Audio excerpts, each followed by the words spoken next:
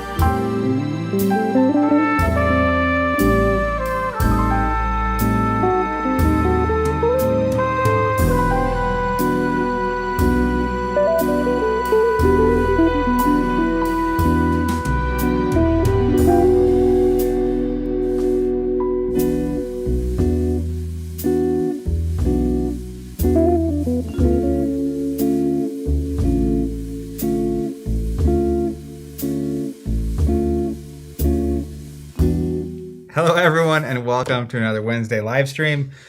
I'm Zach, joined by... I'm Jonathan. Not Steven. Not Steven. We look similar, though. Older, wiser, handsomer brother. My beard is longer and grayer. As Jonathan says. Do you guys ever fight over, who's the strongest, smartest? No, actually, our mom decided it for you. No, she was like very adamant to not give us any ammo for that. Like, I remember, and we still don't know the answer to this, but like, when you go to school, you like take IQ tests to see where you place. She knows who scored higher on the IQ test. At like the same age? She has never ever told us. That's amazing. Yeah. Your mom is an amazing person. She made some good decisions. Yeah. Well, which I think about that a lot, clearly. So, we never know. Still talking about it. Yeah. Not sure. Jared Kelsey saying Jonathan with a bold pastel choice. Yeah, that shirt gets a lot of compliments. It does. Well, my wife got it for me, as in all of my shirts. Either someone sends me the shirts or my wife gets it for me. And so, I don't know. I just picked the one on top of the pile. Yeah, I just grabbed the next shirt in the line. Mm-hmm. Well, yeah, but that's easy for you. Intentionally. I would love. We should go to your closet and take a picture, and it's just like all black shirts. I can show you what it looks like. It looks like this. There's a picture of my closet. Anyways, we're here to talk about the first ever Progenitor I'm so excited about it. I'm so happy. Alpha Clash TCG. Yes. In most games, this would be called the National Championship. Okay. But Alpha Clash, if you haven't got the memo on the recent podcast and the recent streams, new tagline, the indie comic book TCG. The lore plus gameplay is really critical and important. So Progenitor's Gambit is very much a lore-based title of what's going on here. So TLDR in Alpha Clash, an awakening happens. People on Earth start getting powers, and they're drawn to each other to try to fight and be the last Alpha Clasher standing, right? Yep. And then the Progenitor's Gambit is like a layer up from that, which is like the champion of these worlds fight each other. They come together and fight. So you can imagine people qualifying for this tournament, or these little clashes happening, and then you have these people being represented in this tournament. So that's all fancy and good and well. I'll tell you what this really is. You want me to tell you about the experience? Tell me. Okay, so tell me, man. I want to talk about. Here's what's going to happen today. I'm going to talk about my experience of the Progenitor's Gambit, and I'm actually legitimately excited to hear about all of that. As compared to everything else you've ever told me on stream. Yeah. This is a genuine excitement. This one's real. But I'm going to talk about my experience, which is has a lot of ups and downs and what have you. Oh, wow. But then, after we talk about all that, we're actually going to play... I'm going to use the deck that I used, or maybe... I think I will use the deck that I used at the event. And you're going to play another deck from the event. I'm going to play the... Well, yeah. Yes, I am. Yeah. I was about to spoil it, but it's fine. You're going to play Krung. The Krung man. Okay, so... Here is my experience with this event. So it was in Des Moines, Iowa. Okay. And I got picked up at my house by my friend Ian, who's from Oklahoma City, on Thursday morning. And we drove to Des Moines. Drove? 6.5 hours. Dang. So old school. There's not a lot of Tulsa, which is where we're from, Des Moines direct flights. Yeah. So all the flights are... Go to Denver or go to Atlanta or go to Chicago and then go to Des Moines. Yeah. So you have to get to the airport hour, 2 hours early. Yeah. You have to get on the plane. You have to wait for a couple hours. Those always can be delayed or canceled, etc. So it was either... It was going to be 6 hours either way, basically. And have a car, or spend 6 to 8 hours in an airport and doing that whole thing. So we decided to drive. I think I like that. I like road trips. Road trips as are long great. as they're not longer than 8 or 9 hours. Road trips are an American institution. I love it. That's great. Yeah. Anyways, he picks me up. We head to Des Moines. On the way, we stop at this coffee shop in the middle of, I think it was Missouri. Okay. Like the northwest corner of Missouri's got weird stuff in town. Missouri's cool. Well, it's small town Missouri, so anything goes. Nice little coffee shop. Had some delicious, what did I have? It was toast, but it was like Nutella. Hey, and there he is. Yeah, he was my driver for this event. He wouldn't let me drive. He had his nice car. Anyways, he wouldn't let you drive because he had a nice car? No, I just he's just a nice guy. So I'm like, hey, I can drive if you want, and he's probably like, it's cool. I'll just do that. Okay, gotcha. Anyways, so then we make it to Des Moines. Now, Ian, another part of the reason we decided to drive is that Ian has some family in the Des Moines area. Oh, okay. So we get there, and he drops me off at my hotel, and he's going to go visit his family, his nieces and nephews, and that whole thing. And so my good friend Matt, who's going to meet me later, is who I'm staying in the hotel with ultimately. And so he's not going to be there till like 10 or 11 p.m. So it's 4 or 5 p.m. I'm in Des Moines. I know nothing about Des Moines. And I just start walking around. So you were somewhere in Des Moines. I was somewhere in Des Moines. Yeah, I was somewhere in Des Moines. Apparently, east side, as the locals call it. Okay. East of the river. Okay. Learned that. Weather was perfect. Oh, yeah. Des Moines was, I don't know if it was cool or my expectations were just so low. But it was actually like really nice. And there was a lot of cool places. And the weather was great. And like a lot of people walking. Oh, that's good. Not very much traffic at all. That's good. It's like apparently the metropolitan area is about half the size of Tulsa. Okay. But it feels like it's more concentrated. Like it's all centered on this downtown area. Oh, Instead of okay. like Tulsa's downtown is, for a long time, was actually actively bad. And it was expanding south. And now it's come back to downtown a little bit. But if you picture anything interesting going on anywhere in Tulsa, all downtown or in like the downtown area, that's how Des Moines felt. Okay. So I don't know. And anyways, it was different. So than I expected. the downtown itself was like a bigger area. Yes, it was more sprawling. That it was just sort of buildings in downtown, right? Okay. $100 question is, were there hot dogs? Or Well, corn dogs. man, For that matter. I found out on stream a couple weeks ago. No corn dogs. No, They're at the fair. They're at the fair. Very important fair, but the fair was not in town. apparently the Iowa State Fair There we go. is a big one. a big deal, Yeah. which we'll come back to that in a minute. But I'm walking around now. I was planning to have dinner at some point with Ridge and Garrett, Okay. but their day, I'm sure they were telling their version of the story. Dude, I was watching them put up all of their stuff. Like they were going hard for a long time. So same thing in Des Moines, same weekend, same time. There was I forget the name of the convention, but there's a kind of like comic book convention going on.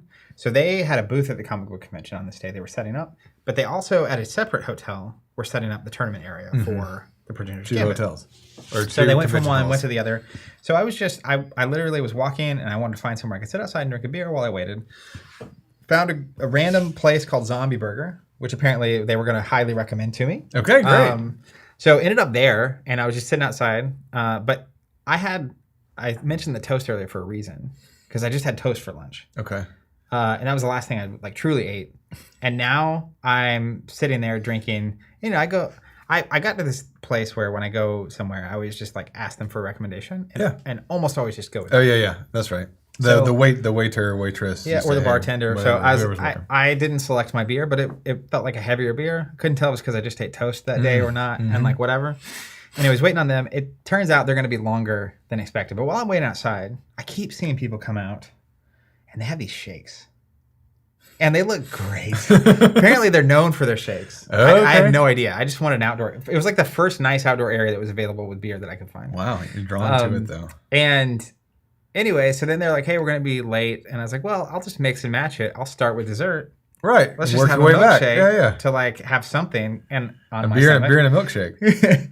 This guy road trips. You can tell my decision making already is pristine. Like just good choice after good choice. I have no critiques. Yeah, it's about No to get, notes, it's about to no get notes. weirder. So meanwhile, I'm sitting there now enjoying my milkshake. And on our Discord channel, Ryback Stun posted a question. He's like, hey, I'm a few hours away. I'm thinking about coming to the event this weekend. And I'm pretty sure he was saying, I've never played Alpha. Never played Alpha Flash. Ryback got in on the comic book subscription that we recently So announced. So did I, by the way. So he's asking questions. He's like, is it on the event schedule? It's like, it says the main event is happening on Saturday, but it doesn't say anything is it doesn't say about what's happening on Friday. The schedule. Yeah, like if you're not in the main tournament, what is going on here? And so he asked a question. I was like, hey, I have no idea what's going on because I'm playing in the main tournament, but I'll ask Ridge when I get the chance. So I'm going back and forth, and he's about to make a trip suddenly to come to an event for a game he's never played, which is Amazing. Meanwhile, I finally get an update from Ridge and Garrett that about when they're going to be ready, and they were going to suggest to me either Zombie Burger, which I've not been at for a few hours, or a place called Fong's Pizza. Okay. Now, Fong's Pizza, it gets interesting. This All this sounds is going to awesome. eventually lead to a tournament, by the way. No, I'm with it. All right, so this is hold up. This is part of the tournament. This is what people I think that we're leaning into more and more, and what people should understand, and what Alpha Clash is about. This and is the whole why I thing. travel to tournaments. Right. Like, yes, I'm competitive. I like to compete. I like to win. All that stuff. Yep. But like, if you take away all of this and all it is a tournament, the appeal is so much less for me. Yeah. Like, yeah. And it even goes back. I remember back in the Netrunner days, like just there was I guess a hot tub at one of the hotels that like everyone would like go to and talk and hang out. Yeah. That was the Ramada Inn. Yeah, the Ramada Inn hot tub was a big deal there. We all know the place. So, anyways, I go to Font. I'm like, hey, I'm just gonna go ahead and go there early. I might get an appetizer because at this point we're struggling, right? Yeah. Beer into milkshake. Bad idea. That would have. I would have been full at that point. Now, here's the thing.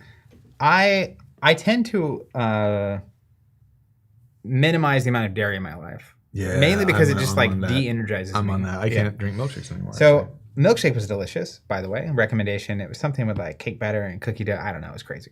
Anywho, so That's right, I go to the Fong's robot. Pizza, which is an Asian pizza fusion place. Okay. As an example, they have a General Tso's pizza Oh man. as like an option. Oh, Yeah. that's dangerous.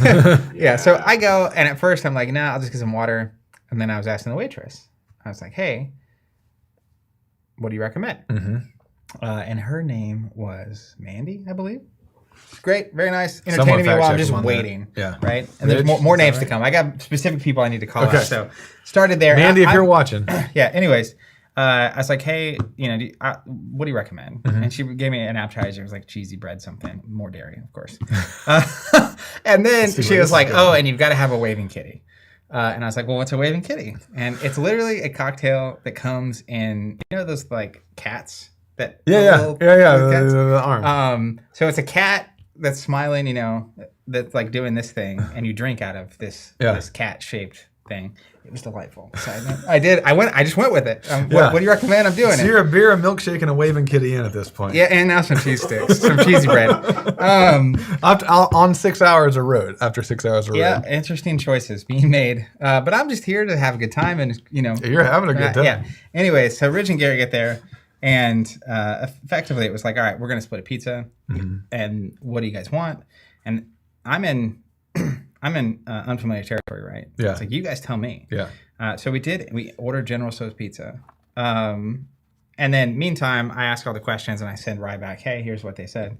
So Ryback's at home now, booking a hotel and like figuring out his stuff, which is hilarious. And Ryback will show up later in the story. So we chat. They're exhausted because they've been setting up and all that kind of stuff. And then I go back to my hotel room after all this is over. And while I'm walking back, and they're like, hey, you want to ride? I was like, no, it's good weather. I need to. I probably walk all this dairy I off. probably walked 3 or 4 miles in that 6-hour period, right? Because Nice. like I walked until I found Zombie, and then I was just like, great weather. It's intentional, and I've been in the car all day. But I'm walking back to my hotel, and it's probably like 6 or 7 blocks away. And I'm 3 or 4 blocks in. It's the night. I'm by myself in a city I've never been, and then I just hear like, Zach! Like, what is going on? Anyways, and then a truck stops, and it's Ridge. It's Ridge.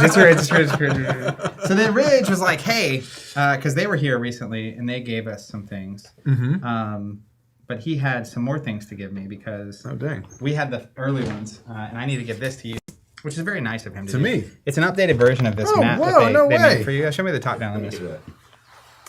It's got the Jonathan name on it, the Covenant logo. You said War was your guy. Where's my guy? So, anywho, you're upside down.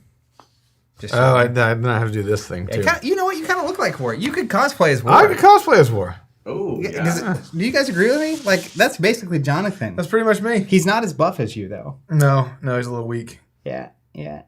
He also looks a little more friendly than you. Yeah, I can get some face tattoos. I can make it Some happen. face tattoos.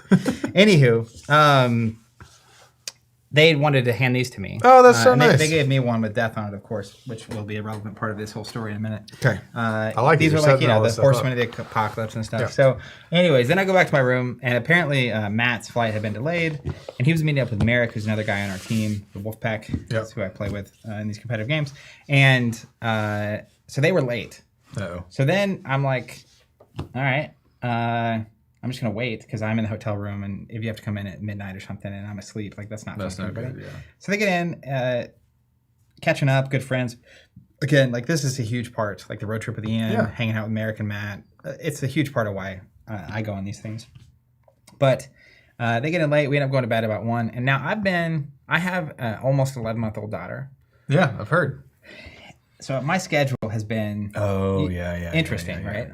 Yeah. By that I just mean I wake up about 5:15 every morning for 10 months. Yeah. And so John, could you focus this in one more time? I go to bed at 1 a.m. About 5:30 a.m. I just go Oh no. wide awake. So no, that's not enough. 4.5 hours of sleep. Very good. After a beer, a milkshake, a waving kitty, breadsticks, General Tso's pizza, by the way, which was it good? We didn't talk about that. It wasn't. Okay, look, listen. I once went to, and this is very in character for me and my father, but he found a place that was serving chili dog pizza, and the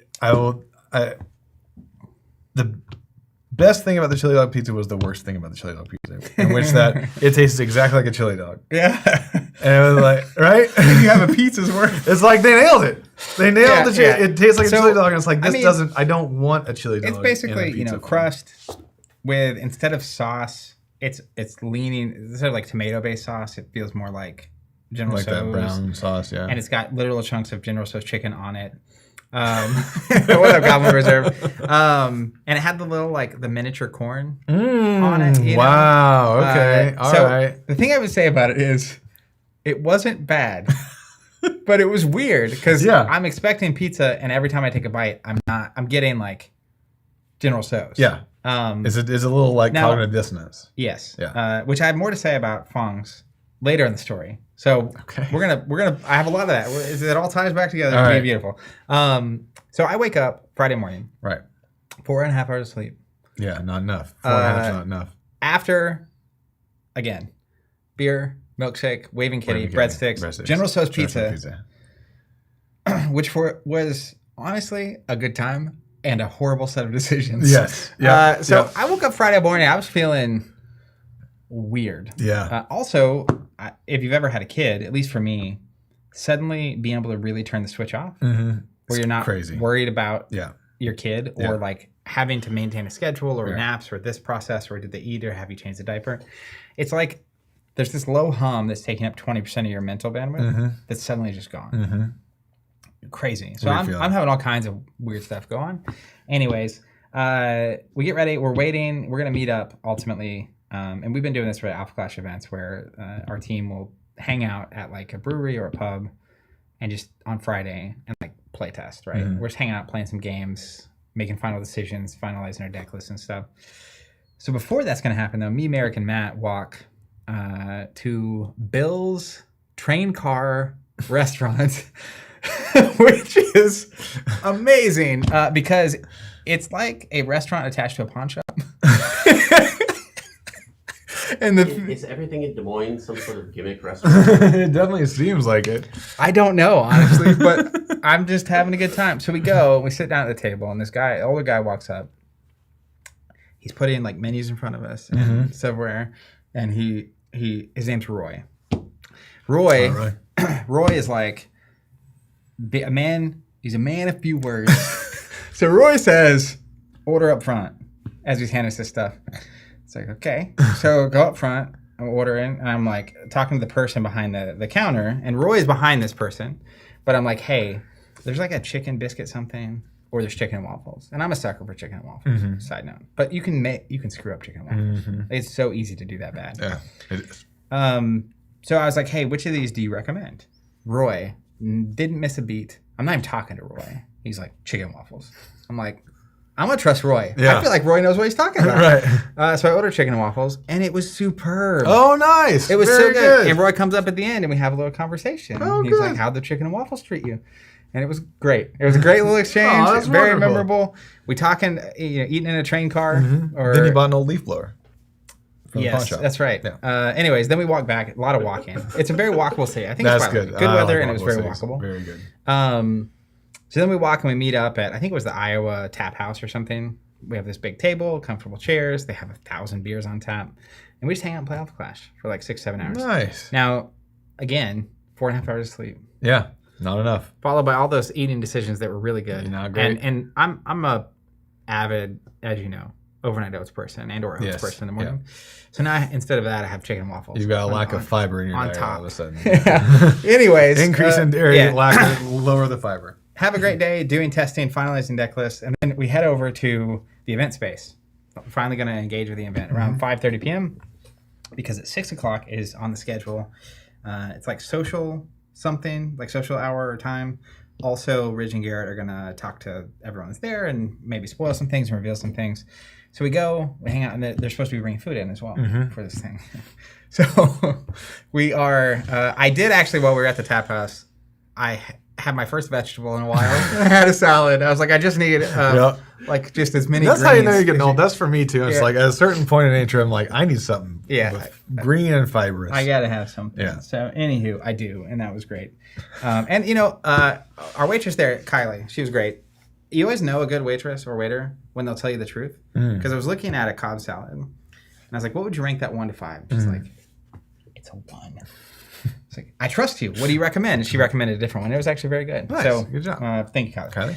Anyways, we go to this thing and get there at 5:30, and I immediately go over to the I guess it's technically registration, and also the merch area, which we'll talk about in a second.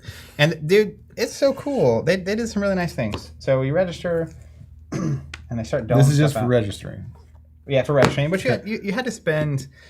Basically, this is I believe it's a tier 3 event. So tier 1 is local. Tier 2 would be like a Clash Grounds. So like in Fab, they'd be like calling. But then tier 3 you have to qualify for. So I had to spend a tier 3 invite in this.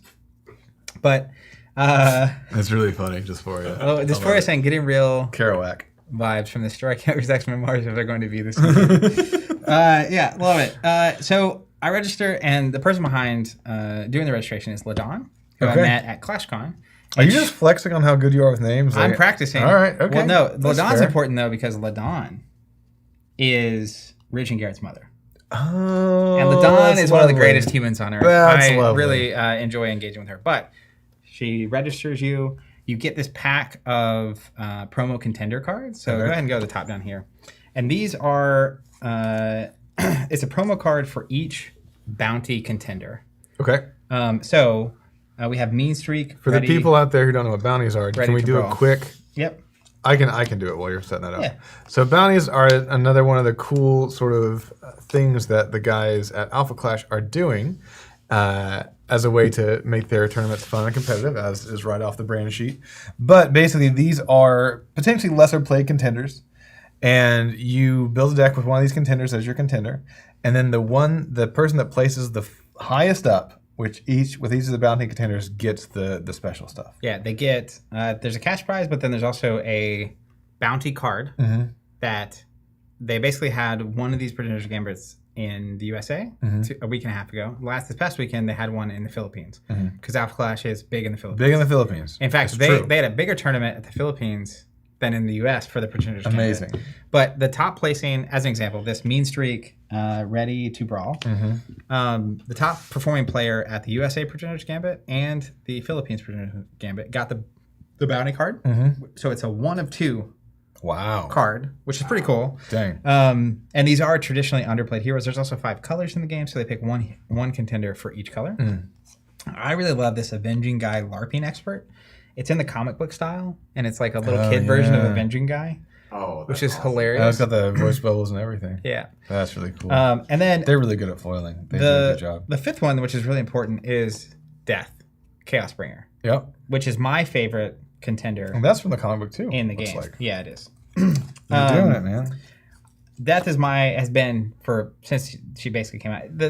There's basically like the 4 horsemen of the apocalypse. Right. As it's like a title in this universe. But Death is a black contender and one of my favorites. And this is an alt art Moxie looks that actually sick, too. features Clarity, who at one point was Death, and then in the story that we know is not, and is That's more of so a cool. good guy.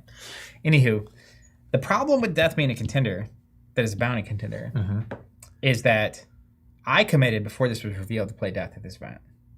Because I played in December and I played Genesis.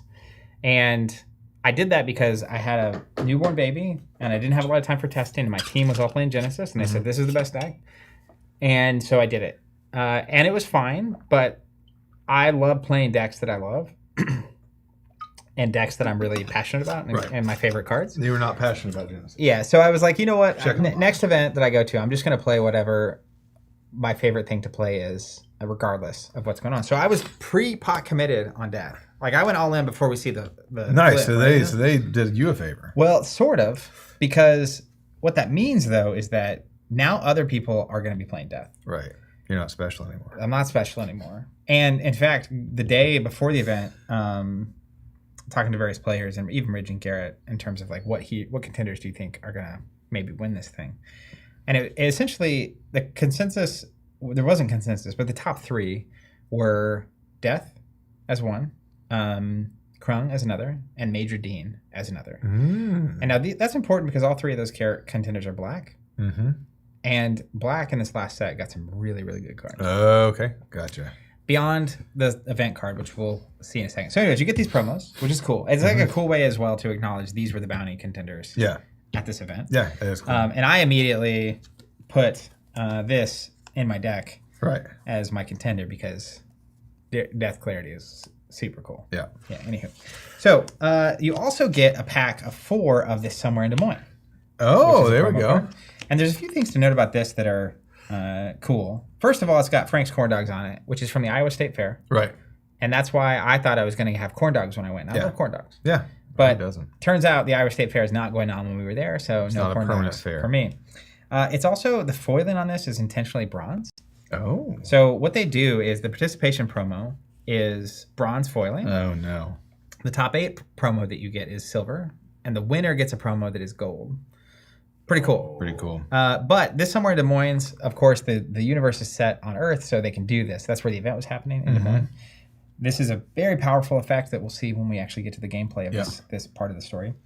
And it's cool because you play test for a month or two using the Somewhere in Des Moines card. Then you go to Des Moines, you get a card that is in Des Moines. And we will always be able to talk about the Somewhere in Des Moines meta. Right? Or that moment in time. So cool. So cool. And then you get a play set of this card. So they eventually will release this as an actual card. You see it's green. It's got a 5 cost. Okay. This starts the game and play for every player all weekend long. Okay. No matter in the tournament or not, all weekend long this is on the table.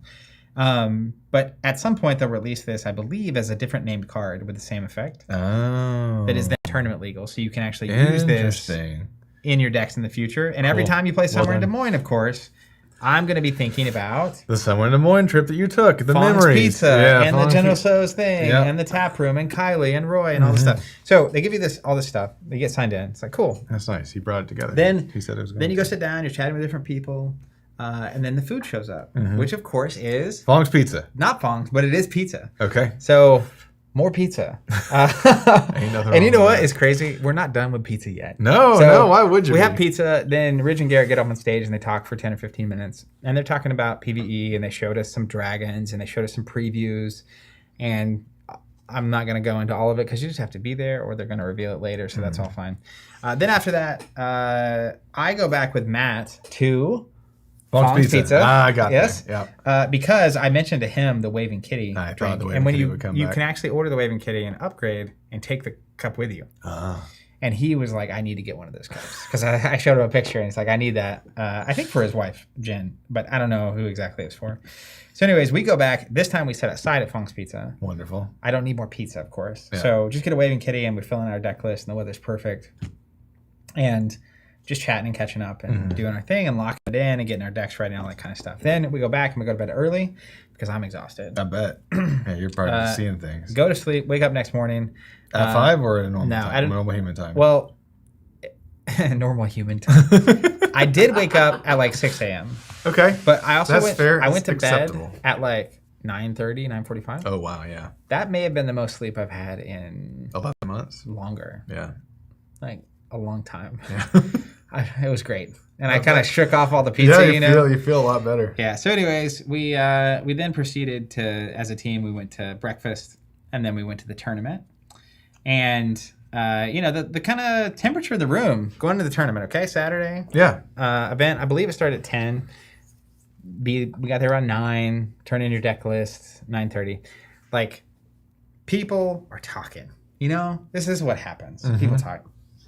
And I'm starting to get a little nervous because what I thought, I'm easily going to be the best death player here. Yeah. It's not even going to be even if I go 3-3 in this tournament, I'm probably still the best death player. You're getting that bounty card. Yeah, but everyone's like, man, I think Death's going to win this tournament. I'm like, what? if Death's going to win this tournament, I'm not getting the bounty. Because I'll tell you what, I'm not winning this tournament. And I didn't win this tournament. So, anywho, a couple minutes before we're starting the tournament, the tournament software that we'd all done up the registration on Glad you just brought this like up. quits. Stops working. And I won't go into all those issues and who's at fault and all the what have yous that. However, You know what's crazy is that a very similar thing happened at the beginning of SorceryCon. it did. Yeah, it seems to be a trend.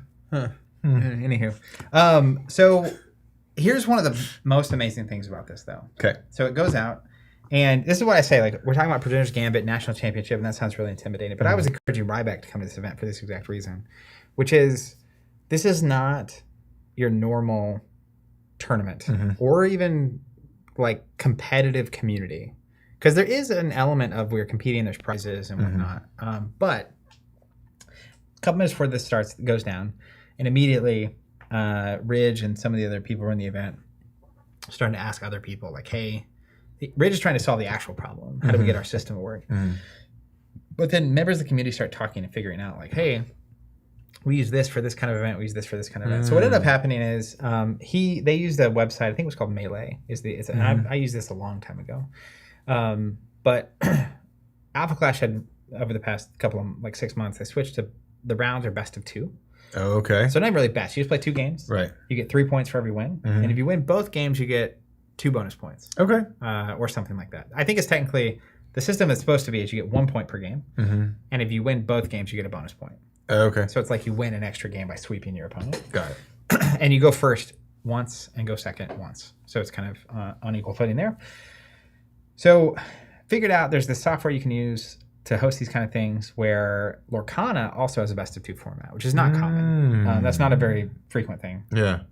But their scoring system is 3 points per game. Okay. And then 1 bonus point for winning both. Gotcha. So it's supposed to be that if you sweep, it's worth a whole extra game. But in Lorcana's, it's worth a third of a game. So it's very different. So it takes them, 45 minutes to get all this wrangled together, and they realize the other thing's not going to work. So they use this other system. Here's what's really cool. Not a single person in that room complained. Wow. People helped. No one complained. Suddenly, at the very end, we had an extra 45 minutes of wait, and the point structure system changed. Completely changed. And no one cared. That's awesome. Oh. That's the people you want. That's the audience you want. Which is awesome. Yeah. And a shout out to the Alpha Clash community for that being true.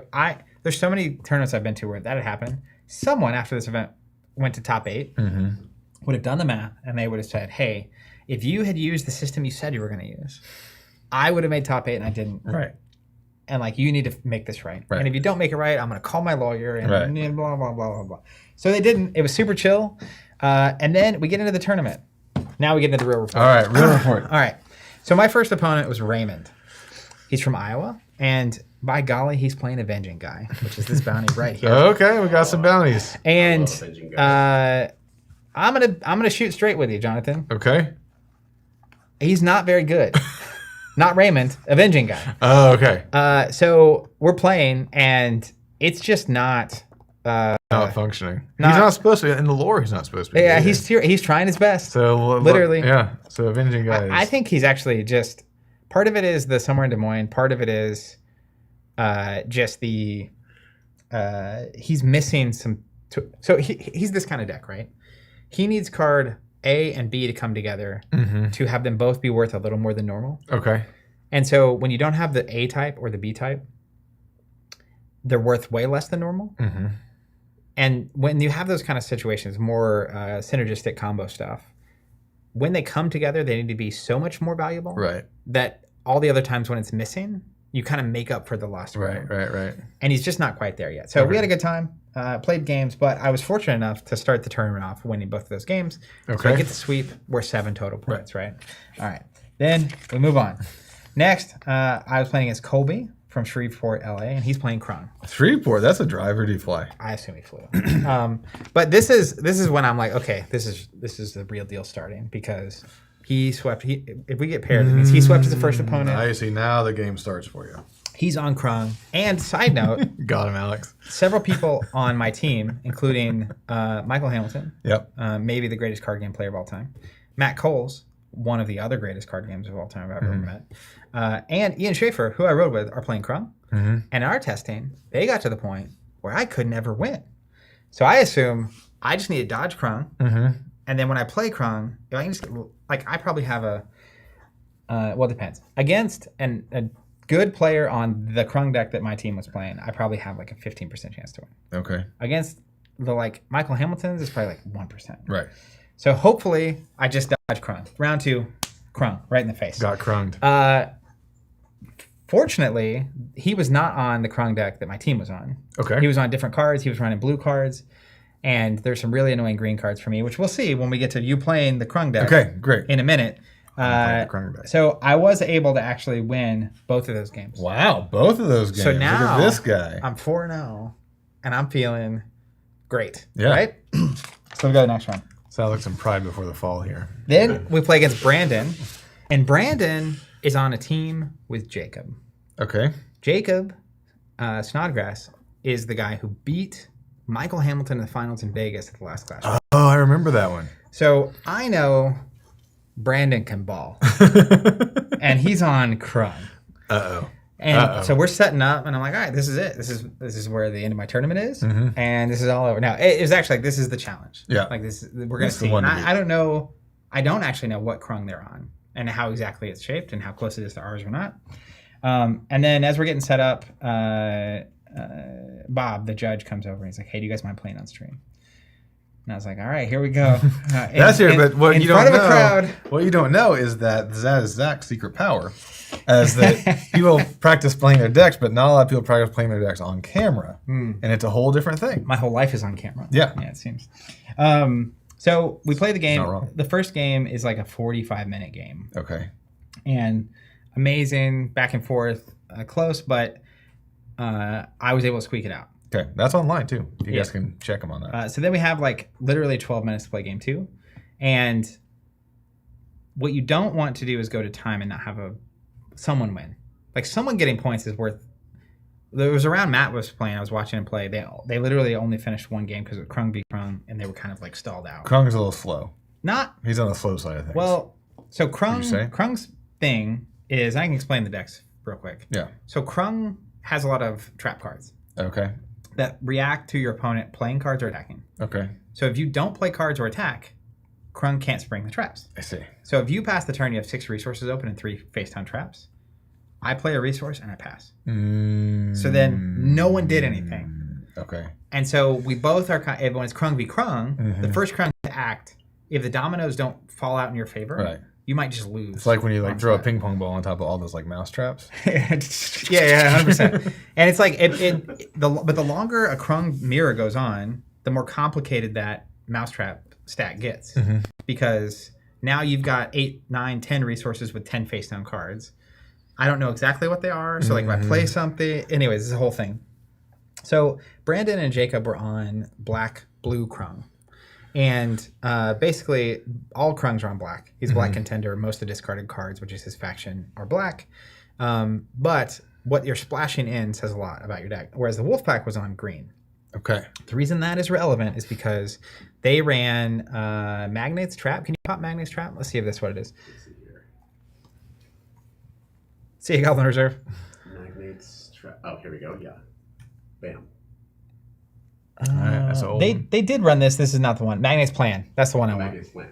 This is the one that kills me.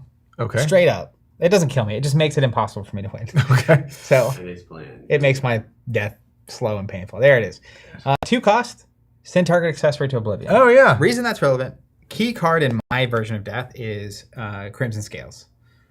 Can you pull up Crimson Scales for me? This is my secret. That's sauce, your secret weapon. which we'll pull up in a second. This is a 3-cost accessory that enters play. 1 red threshold. First of all, I love the way it's like the green and red is just killing. Yeah. You can only have 1 in play, but I can basically exhaust it and do a damage to something. Well, that's nice. If the damage to something defeats it, then all the death stuff triggers. well, then I either get to draw a card, do 2 damage to a different unit, or do a damage to a contender. Okay. So I can do 1 to a clash card. If it goes away because of that damage, I get those options. The most important card, as far as I'm concerned, in Krung is a card called Gur. Can you bring up Gur? 2 R's or 1 R? I think it's 1 R. G-U-R. Just vanilla Gur. Vanilla Gur. And this will explain a I lot. can bring it up. That's okay. Unless that's the wrong That's one. all right. You just go back to the front. We're okay. Okay. Gur, Savage Aggressor. 1 cost. Ambush. You may play this card face down as a trap. Counter play. If the portal's open, you may put this card into play from your accessory zone. Okay. Okay, so the reason this is so important is I play a card, and if you have somewhere in Des Moines out, you can react, exhaust this, and open the portal. Okay. So you have portal control on my turn now Okay. that I can't shut down. And it's in the same window where I'm playing a card. So you can open the portal and then trigger this trap to play Gur. Got it. And he comes in as a trap for free. So he's a 2 attack, 1 defense that enters play for free. Got it. Krung, your contender, says when you play a card from anywhere other than your hand, you draw a card. Oh. So he sets Gur as a trap. You play a card. He gets a 2/1 for 0 and draws a card. Pretty good. He also has ways to get Gur from your discard pile back under as a trap. So they'll keep loading up Gurs, and every time you play a card, they might draw 2 or 3 cards and have 2 or 3 Gurs out. So they play a Gur, though, and you have Crimson Scales, remember? Tap, do 1. do 1. He only has 1 health. Right. Then I can do 2 damage to something else. So I can get rid of 2 Gurs in a single act, or I can get rid of a Gur and draw a card. Okay. And so that's sort of like my That's thing. your kind of reverse. Anywho, they have Magnite's Plan, which just blows up my That Crimson Scales. Got it. So they just wait until my Crimson Scales are gone. But if you don't have Magnite's Plan and you're on blue, and I play Crimson Scales, Gur is suddenly unplayable. Because I'm just going to Crimson Scales and I will draw. Right.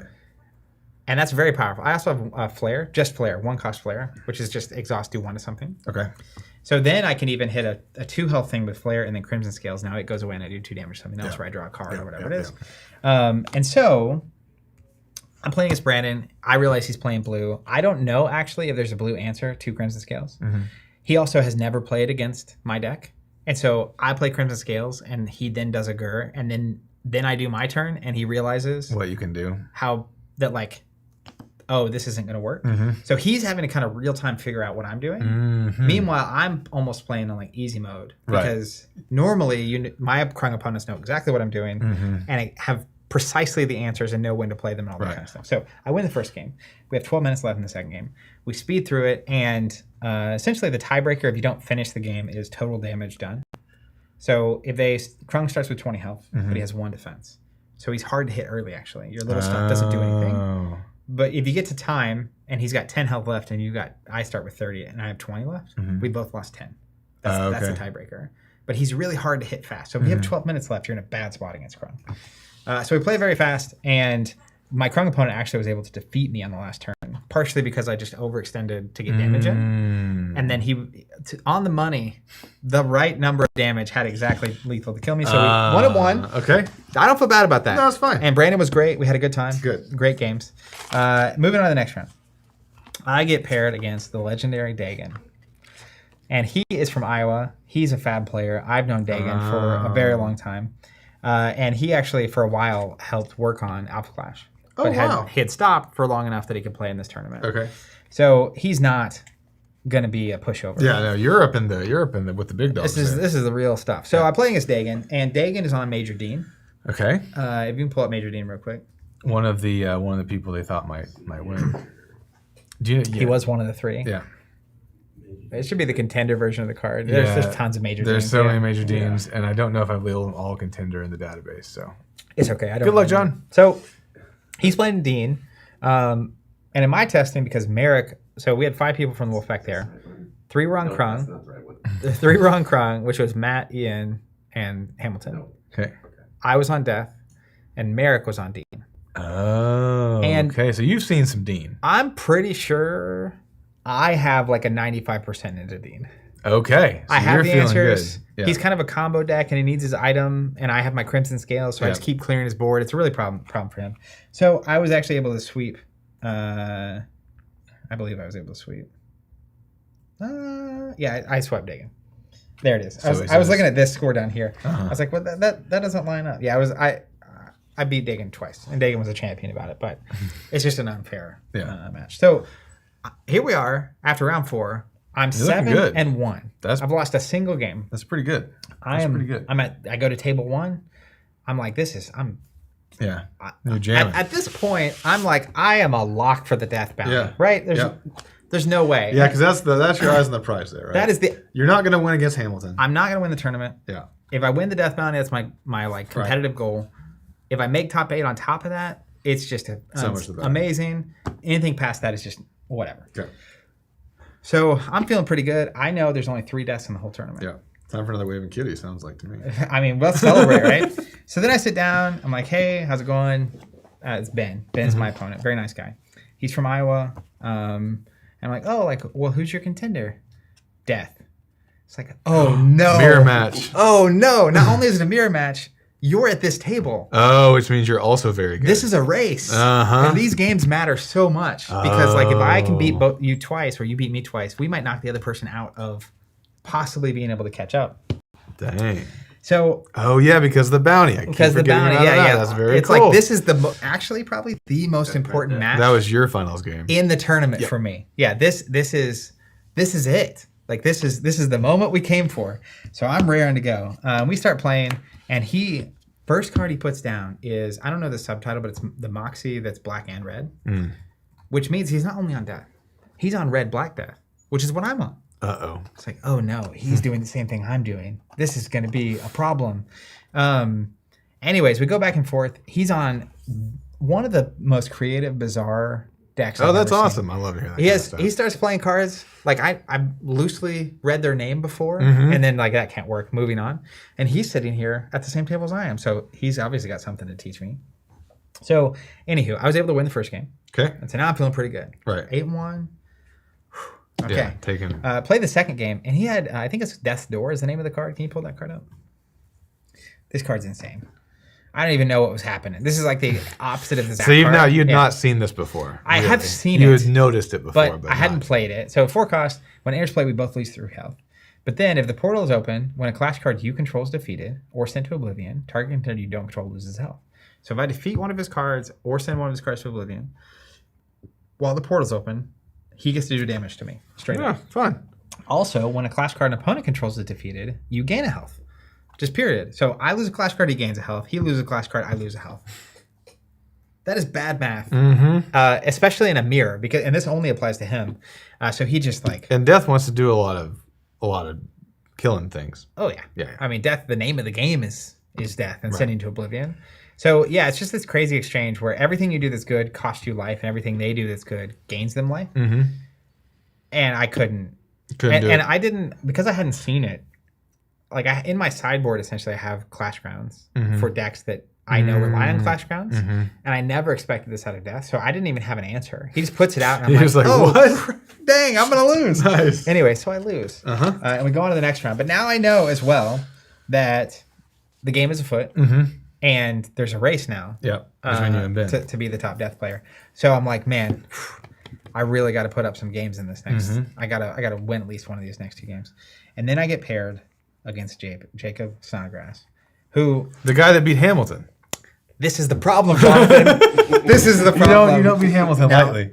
Fortunately, we were this is the last round of the Swiss. Okay. And it's such that if Jacob and I both win a game, there's no way that we both don't make the top 8. Okay. And so some people approach this a certain kind of way. There's rules. You can't collude. You can't do A, B, and C. So you set up, you start playing, and at any point in the game, either player can concede. And so from like this is just how tournaments work thing. And I don't know. I don't personally know Jacob very well. I don't know. He doesn't know me. I mean, I know of him. Right. And I've seen him at events, but, haven't really spent a lot of time together. And so, anyways, like a turn into the game, he just concedes. So then we go to the second game. And of course, again, no conversation. So this is just full trust. He's like, I play my resources. He says, hey, I'm going to concede this game. I'm like, okay. So then we set up the next one. And then he plays he's first. He plays his first resource. Hey, I'm going to concede this game. Okay. So gentleman's agreement there. But also, you can't talk about it. Right. That's like currently it's the Alpha Clash rules. I think it's crazy. I get the spirit of it, but it really is a disadvantage for people who don't know people or who don't have familiarity. Where if I was playing against someone like Ben, hasn't been to a major Alpha Clash tournament before. Right. I don't know what his tournament history is. I know that's like a splitting at the very end is like a normal thing. Oh, okay. And you can so that's concede. part of the culture a little So bit. like Jacob could have conceded, and then next game goes, and I just play. Yeah. And there's nothing wrong with that. Right. He was just taking a chance that like, Yeah. this is how it's going to go. But it makes it this weird, like, anyways, that's like a really weird little. No, I mean little- it's interesting. It's very Yeah. interesting. A A lot of trust in that move. Yeah, and he did it first, so it's like, okay, now I know. So I split. It ends up turning out that both Ben and I make the top 8. So the game is still afoot. The game is still afoot because, and we both got clarity. It's like, how does this work? Because I was the 3 seed, pretty high up. He was like the 8 seed, so he's going to play against the 1 seed, and I'm going to play against the 6 seed. It's the way the bracket works, and who's the top 8 and who you're going to be playing against. So I find out my first opponent is going to be my roommate Matt. Oh no! On the Krung deck, I absolutely cannot beat. Ben, I forget who he was even playing against. The 1 seed, so It was Brandon. Oh. The guy I split with Okay, a couple yeah, rounds yeah. before. But yeah, going in, so make the top 8. Hamilton's in the top 8. I was a 3 seed. Matt was a 6 seed. I think Hamilton was the 5 seed or something. Wow. So I was higher seed than Michael Hamilton, That's very which basically surprising. means that means you win. by what's that? Transitive property. Of tournaments. Yeah. You're better. I'm basically better than Michael Hamilton. Yeah, I think that's And what we're living. He was telling me after the tournament, he's like, "Yeah, you really are better than me, Zach. And no one knows it, but they really should." Anyways, I'm just kidding. So make top 8, and then with top 8, they give you a couple things. So first is this Haven playmat for top 8. Look at this thing. These are nice, by the way. These are really nice. It's technically. You also get this. This is really cool. They have these like nice cases for the prizes. Yeah, can you like hold on?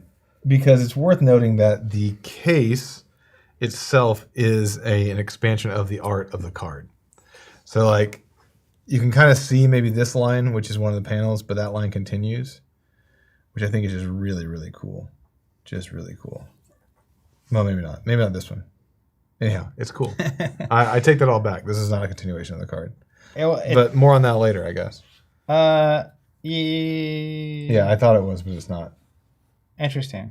Yeah. So this is Still cool. This is the promo you get for top 8, and there's a few things. One, it's the silver foiling, like I was talking about earlier. So you have this vibe of like bronze card, silver card, and I don't have a champion gold card here to show you. Which is a little bit of a spoiler that I do not want to turn. But this is cool for a few reasons. One, it's Haven's Backpack, which is generally a card that starts in play, and it's a 1-of in your deck. So you could technically leave it in the case if you wanted to play with this. The second one is that this case was handmade by Ladon. Oh, really? Which is, again, there's a vibe going on at these events that is just more human than competitive. I like that. I like that a lot. Anywho, so you get this, you get the playmat. You also get Top 16 got this, Steve Horvath edition of Somewhere in Des Moines, which, one thing I'll say about this, I'm not an oversized card guy, personally. Where's Steve Horvath? Someone call Steve. But it's already better because I love these promo cards. Yeah. The Somewhere cards. Yeah. It's also The like card is actual size though. on plastic. That's It's just very funny. small. It's put it on the table, and like, anyways, yeah, look at this. It's actual plastic. So I've seen the oversized cards in like a cardboard type material and they get dinged up. It's also smaller than a lot of the oversized cards, so it fit in a bag or whatever. But anyways, they give you this, which is fun. The print quality is excellent. Really excellent. Yeah, it's good. So they handed us all that. We took pictures and whatnot. And then after the tournament's over, like before tournaments and after tournaments are some of my favorite times, right? Made the top 8, feeling pretty good, except for the fact that Ben is ruining my party by being in Right, debt. so Ben's I still should be flying the without order. Ben existing. I made top 8. Right. I have won the death bounty. I have won the day. But instead, it's like, oh no, I've got more work to do, and I can't beat Matt. I've just lost the bounty. This is that's how this story is going to end. So to put that out of my mind, talk to the team. It's like, hey, we're going to go eat. We picked a place. Then I started telling people in the room, this is where we're going. Okay. And it's so hard to coordinate 30, 40, 50 people Oh my going to gosh, the same spot at these kind of events. So I've gotten in the habit of just, where are we going? Let people know. Told Ryback, because Ryback shows up. I was gonna say, can we pick up on that thread? I don't talk to Ryback until after the tournament, because I'm in the tournament the whole time. You're in it. But apparently he showed up. He's hanging out. He bought some stuff. He played a game against someone, having a great time, and then I'm catching up with him towards the end of the event.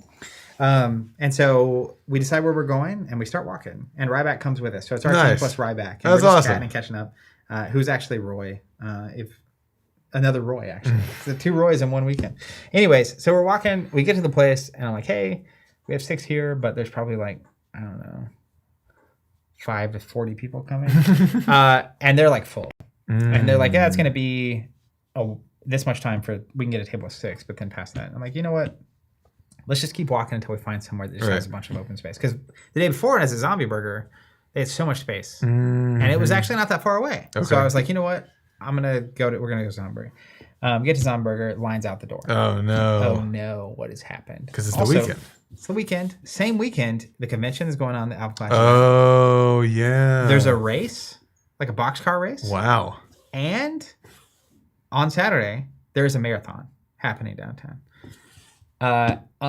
It could be any number of other things going on, too. But I know those were going on. So it was crazy. So then we kept walking. Walk all the way back to Tulsa. And you will never believe where we ended up. Fong's Pizza. Fong's Pizza. Let's go. So we go to Fong's, and I'm like, hey, we have 6, whatever. It might have a bazillion people coming. I posted on the Discord, it's like, hey, we ended up at Fong's instead of the place that I said we were going. And there ended up being probably 30 people. Wow. At Fong's Pizza. From the tournament. From the tournament. That's so cool. Ridge, Garrett, people from the tournament, different tables going on and stuff. Cool vibe.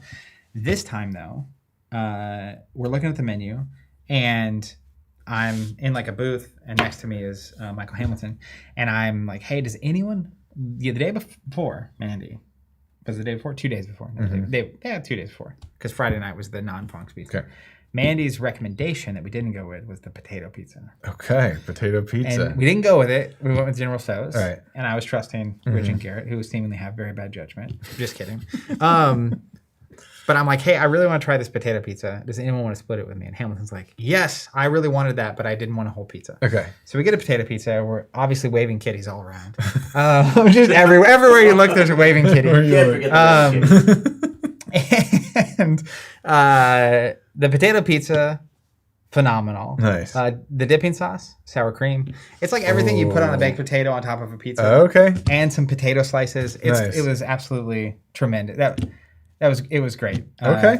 Fong's Pizza, potato pizza. Yeah. And at that moment, I realized I had reached my pizza quota for the year. Okay. Sometimes. As it was going. So, anyways, go to Fong's Pizza, have a good time, go back to the hotel, get to bed early. Next day is going to be the top 8. Come back next day, do the top 8. I'm playing against Matt. And I get absolutely slaughtered. As expected. By your roommate, Matt Coles. Yeah, he just relentless. Did not pull any punches. Yeah. So I actually have to earn this one. Yeah, and I didn't. So I lost. And then now it's all down to Brandon versus Ben to decide what's going to happen. Because if we both lose in the top 8, then it's seed. Yeah. And I was the 3 seed, he was the 8 seed. So now, as much as I like Ben, and I do like Ben, he was great. And he's on death, so we were vibing, yeah. But also wanted to kill each other. Right. So great. It's one of those kind of relationships. He's playing as Brandon, and it's like I'm rooting for Brandon, even though would I like to see Death win this tournament? Yeah. Sorta. It's not me. I won't get the bounty, but that would be cool. Unfortunately for Ben, he lost. Okay. So then I get the Death's crown, literally. Ooh. Yeah, let me give you that. Yeah. Which is the bounty card. And the whole reason that I went to Des Moines, Iowa. I'm just kidding. It's a reason. This is a nice outcome. Ian Schaeferson, I too got slaughtered by Matt Coles. He is and will forever be the Wolfpack Slayer. I think he literally knocked Merrick, Ian, and me out of the tournament, basically. Because he played against, he swept all of us. Wow. And I think it was round 5, round 6, and then top 8 was all that. So anyways, this is awesome. Though. I was very happy about this. Shout out to the Wolfpack for helping me. I love that. I love the framing on that. It's so cool. Yeah, this is the one where like the art is like coming out, echoed in a certain kind of way. It is echoed. That's correct. So got this. Very pleased to have that, and I'm gonna slide these back over there in a second. I was knocked out of the tournament, so of course me and Ian met up with Sean and John, who are players. They were at the very first. When we went to the first Fab event post like pandemic, and we had the Vegas meetup at the German restaurant that I can never go back to because I got sick one time there. It wasn't really their fault. It was just, anyways. They also play Fab, And they're two of my Okay. favorite people just to see. Okay. They're like always smiling, having a good time, playing decks they love, and just they're the exact kind of people you want to see. Nice. Anyways, they had gone, because they didn't make the top 8, to a local like British pub for brunch. And so me and Ian went and met up with them, and I had a pot pie, of course. Was that really pretty cap good? off Right. the food weekend. For me. There's a vegetable in a pot pie. And peas Yeah. and carrots. And Anyways, Potatoes a vegetable. sat too. outside, beautiful weather, it's perfect. Perfect weather. And then we come back, we bring some food back for Matt and Hamilton. Of course, Matt made the top 4 because he beat me. Hamilton made the top 4 because he's Michael Hamilton. And they're playing it out. Now, top 4 is actually all Krung. Okay. 2 black-green Krung, 2 Black blue. black-blue Krung. And we come back, and it's because they're just waiting for each other to do something, and there's no time in the top 8 either. It's best of 3 as well. So it's just like a whole thing. It's taking forever. So Matt's game finishes up. Matt unfortunately lost in the top 4, so his time is over.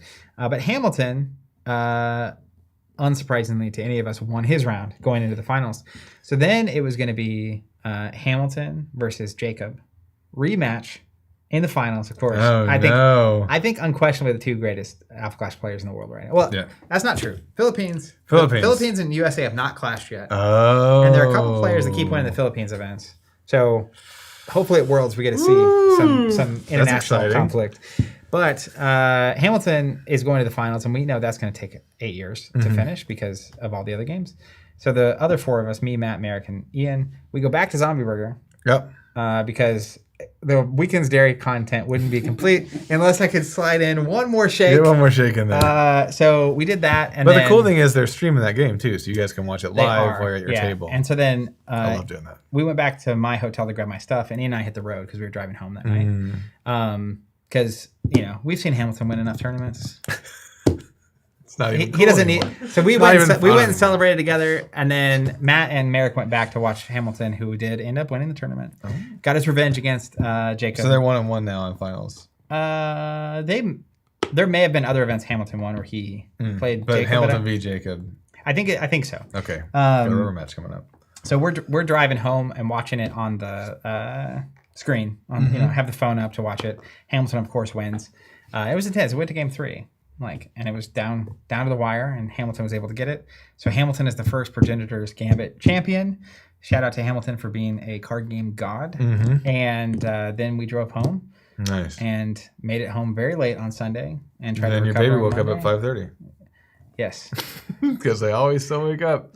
Well, Ian saying I gave best. I was giving play-by-play on the finals because he's driving. Oh, so nice. I'm like doing live You're commentary. doing live commentary. Yeah, I'm doing live commentary, and I was like really leaning into it like it was like a sports game, and like talking. It was just That's fun. What else am I gonna do? I'm just second. Right. Just Yeah. doing this thing. So yeah, that's my story of winning the Death Bounty. That's Had a great so weekend. It was really cool. I went to a couple of big Alpha Clash events last year. At the beginning of the year, they switched things up. They had the bounties. They added the event cards. They are really emphasizing fun over competitive, but it's still trying to maintain fun and some level of competitive in that order. And then finding ways to integrate the lore into the game and vice versa. And so it's evident the vibe. That's what I meant by when the tournament software broke. The vibe is becoming very different. The reason people are showing up is first and foremost to have a really good time. And people have good times in different ways. Like Hamilton has a good time because he's super competitive and wants to play the best deck and figure out the best deck. But the event cards for him mean there's an entirely new, like it completely changes the game. Solve every time. Yeah. And new puzzle. As we've seen with the bounties, it ends up being 30 to 40% of the meta is the bounties. So that's its own extra piece of the puzzle. Those two things dramatically shape what you would normally be preparing. Like we had to practice against all the bounty decks because it's like, well, my first round was Avenging Guy, which a year ago, he's not even going to be there. Yeah, there's no chance. I didn't have to. But some of these decks, if you don't know what they're doing, can just get you. So you have to practice differently. And then somewhere in Des Moines completely changed the game, which is crazy. Nice. But it's cool knowing that even if no new cards came out, if there was another major event and they had a somewhere card, it would be a different game. Like Krung and Dean specifically, the ability to control the portal on your opponent's turn makes them significantly better and more consistent. And so I don't expect Krung, while he dominated top 4, right? And Krung also ended up winning the Philippines event, by the way. But the Philippines top 4 was 4 different contenders. Just happened that Krung won. Yeah, can you pull up Corlash's comment about they have a very different meta? Apparently, it was very different. Like that's really cool. Yeah, they had a wild I love that kind of stuff. meta. Like, and they had like I said, they had a larger strength in the USA. But for someone like Hamilton, that's really cool because you just always have a very fresh, non-stale, changing environment to solve. But because there's this kind of shifting sands and the bounties and stuff, like for me, I know technically if I was playing the best deck, there's probably like a 0.01% chance I could win, hypothetically. If I went to enough Alpha Clash events, I might finally grab one. At this stage of my life, the amount I can practice and all that kind of stuff. But the bounties mean I can feel like I won the tournament and I got top 8. Right. Or I could have gotten top 32 and still feel like I won the tournament. Yeah, whoever was playing the Avenging guy probably got something crazy. Well, yeah, I got the bounty for Avenging guy. And I think there were 2 Avenging guys. Unfortunately, there was no one playing Cowling. If anyone had registered Cowling, they would have won the bounty on the spot. Just by showing up. Yeah. Wow. Which is crazy because he's very good against Krone. He's one of the bounties that I think people didn't play him because they expected so many people to be on him. Oh. So bounty hunters, right, didn't play him because it's like this whole John's face over there is like fascinating. Anyways, it creates a different kind of environment in the vibe, and like the cash prizes are scaled down, so it's not as intense. And anyways, they're finding their groove. It was very fun. Nice. I had a good time. Would you say that other people that you saw there also believe that it was fun and competitive? Did you say absolutely. like that was kind of seen throughout? Sorry, That's all right. You gotta put that up. I just want to have it away. But that was the vibe, not just for you, but like the whole fun and competitive thing. Like, okay, let me put it this way: there are times when people say on the comments of our videos the things that we very much hope people say, and it is a very, very nice feeling. Yeah. Alpha Clash has come out and said we want people to say this was fun and competitive. Do you think that was achieved? I literally heard people saying things like, "This is the most fun I've had an event in a long time." Nice. Oh, that's awesome. Which is exactly what you want them to say. Exactly what you want. Ryback had a great time. That's what I was wanting to write. Everyone was super nice and welcoming to him, and he was hanging out with us at dinner and stuff. Here's some comments coming at the event. Ian saying, or Matt saying, "Was an awesome event. Can't wait for the next one." Yes, the perfect combo of fun and competition. All right, there you go. Ian had there's the one above that for Ian that I like. It's a good game when 2 people are in a car at 1 a.m. doing hypothetical deck building for the next event. Nice. That's what literally That's talking great. to. And Ian was talking about how like he is 100% from now on just going to try to collect bounties. Yeah. Like his new thing is pick my favorite of the bounties and go for it. Yeah. And again, that's so fun. And for him, it's a different kind of event. Well, and that's like you're not gonna be mad, right? Yeah. I know. I'm not even maybe even not even gonna get in the top 8, but like I can. But also, you pick one of these characters and you really play test it. Yeah, you might do well. You also might get paired against someone, and it's like this is a weird deck that all of a sudden is just taking games. Yeah. Like round 1, you get paired against Ian on Avenging Guy, and he just takes one of the games from you. Anyways, there's a lot of things happening that are really cool that have changed about their events. I had a really good time. I have had fun at all the events, but this is definitely the most fun I've had at an event.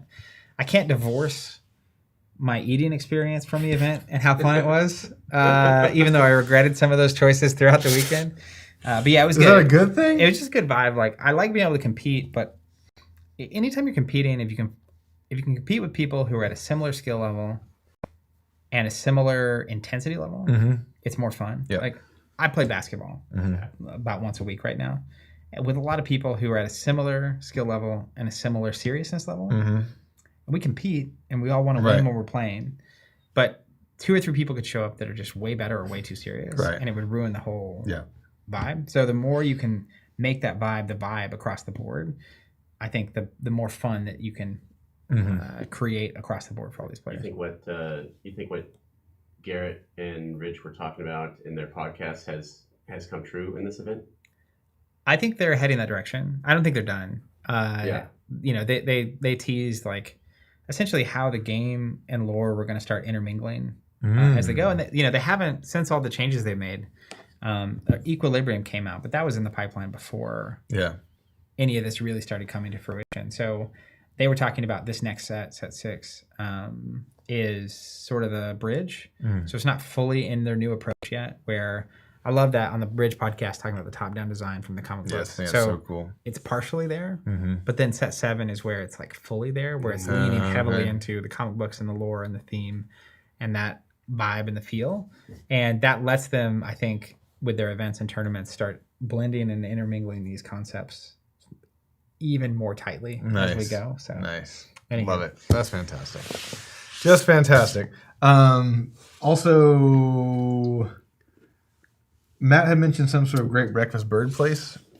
Early Bird. Early Bird. We went there on Saturday and Sunday. Yeah, that's for you. Okay. I think that's for you. Yeah, that's for you.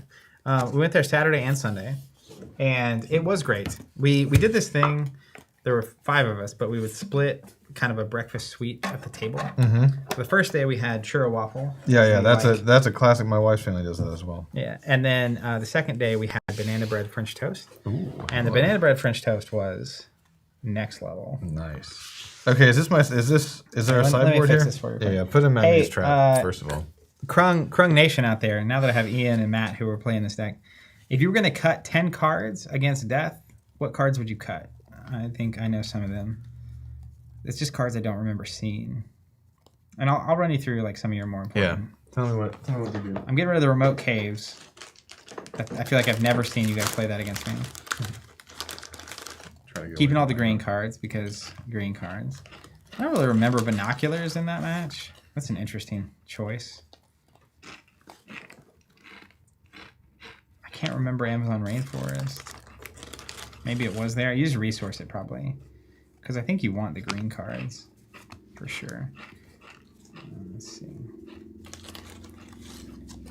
2, 4. Let's see. You can say all the Clash Grounds. Mm-hmm. Rainforest, Magnate's Trap, Okay. Remote Caves. So Magnus Trap, Remote Cave, Rainforest. And the 8/8 Flyer. Boom. I think that's 10. I started doing this thing because in Alpha Clash now, you pre-sideboard, you find out who their contender is, and then you can change your deck. And so I just have my 60 and I take 10 out based on what I'm playing against, whereas before you're stuck on your initial 50 for the first game, and then you sideboard after that. Okay. So let me show you a few things that are relevant to your strategy, Jonathan. You basically want to get, I talked about Gur earlier. Yep. So you want him down as a trap as soon as possible, because when you play a card from anywhere other than your hand, you get a draw. Okay. So if he plays a trap, you draw a card. Very good. Next thing that's really matters is this Rallying War Club. Okay. Costs 2 to play, and then it costs 2 to attach to your contender. If it's attached to your contender, and I believe the portal has to be open. They love having that portal open. But that's cool because I can do it easily with the thing. Portal open or not, at the start of your turn, if this is attached to your contender, you can put a card from your discard pile face down as a trap. This guy. You can loop the Gurs. Or loop those Gurs. Another important character here is Morak. Okay. He's also a trap. He counters on attack. This is Morak, the Devourer. Devourer. Yeah. So counter attack, you can pay 2 if you do put it in a play from your accessory zone, but if the portal's open, you pay 1 instead. Okay. So he can come in as a trap when I attack for 1. Okay. And he's a 2/2. When he enters, you get to search your deck for a non-Morak Clash card that costs 3 or less and put it in your hand. Is it this one? Not necessarily. Okay. I mean, you can go get any number of things off of him. But when he enters as a trap, you trigger Krung to draw a card, and he gets to go search for a card. It's like super crazy efficient. A lot of times when people play Morak, they go get this Clarity from the Shadows, which is maybe the best card in the game. This came out in the last set. It's one of the black cards. It's really good. She essentially can tap to kill something. When you get rid of her. No, you get rid of anything. Her ability is just exhaust, kill something. Is that a case topper promo? It's just a card from the Clarity from the Shadows. Yeah. So when she's defeated, though, you have to kill something else that you have. So that's a penalty got it, for how good she is. Got it. Because you basically play her tap, get rid of my best thing, and if I don't get rid of her, she readies and you do it again next round. Wow. And she just keeps doing her thing. Yeah. Another really important card. Just so you're aware. I guess there's a few important cards. Is Clarity Bad Omen. This is another black card that they got in the last Okay. set. This was the one that we have the Altar Art promo from. That was a Covenant promo. That's the promo version, which I forgot at my house actually for the tournament, and it hurt me because it's in my deck. And I also forgot it today. So I just have the normal version in my deck, which brings me great pain. But hey, she's exclusive, so you can only have one in play of her. While she's in play, if I would draw a card that's not the start of turn draw, I have to pay 1 to do it. Oh, wow. That shuts your thing down. Yes. A little bit. It's very bad. That's just a universally amazing thing. Last card I'll just show you explicitly is this Rizlak. The Riz. So shiny. Yeah. So you can discard him from your hand to activate the portal for free. Okay. But then during your primary phase, you can pay 2 black to put him into play from your discard pile. Oh, okay. So you can discard him to activate the portal, and then on your turn pay 2 to put him into play.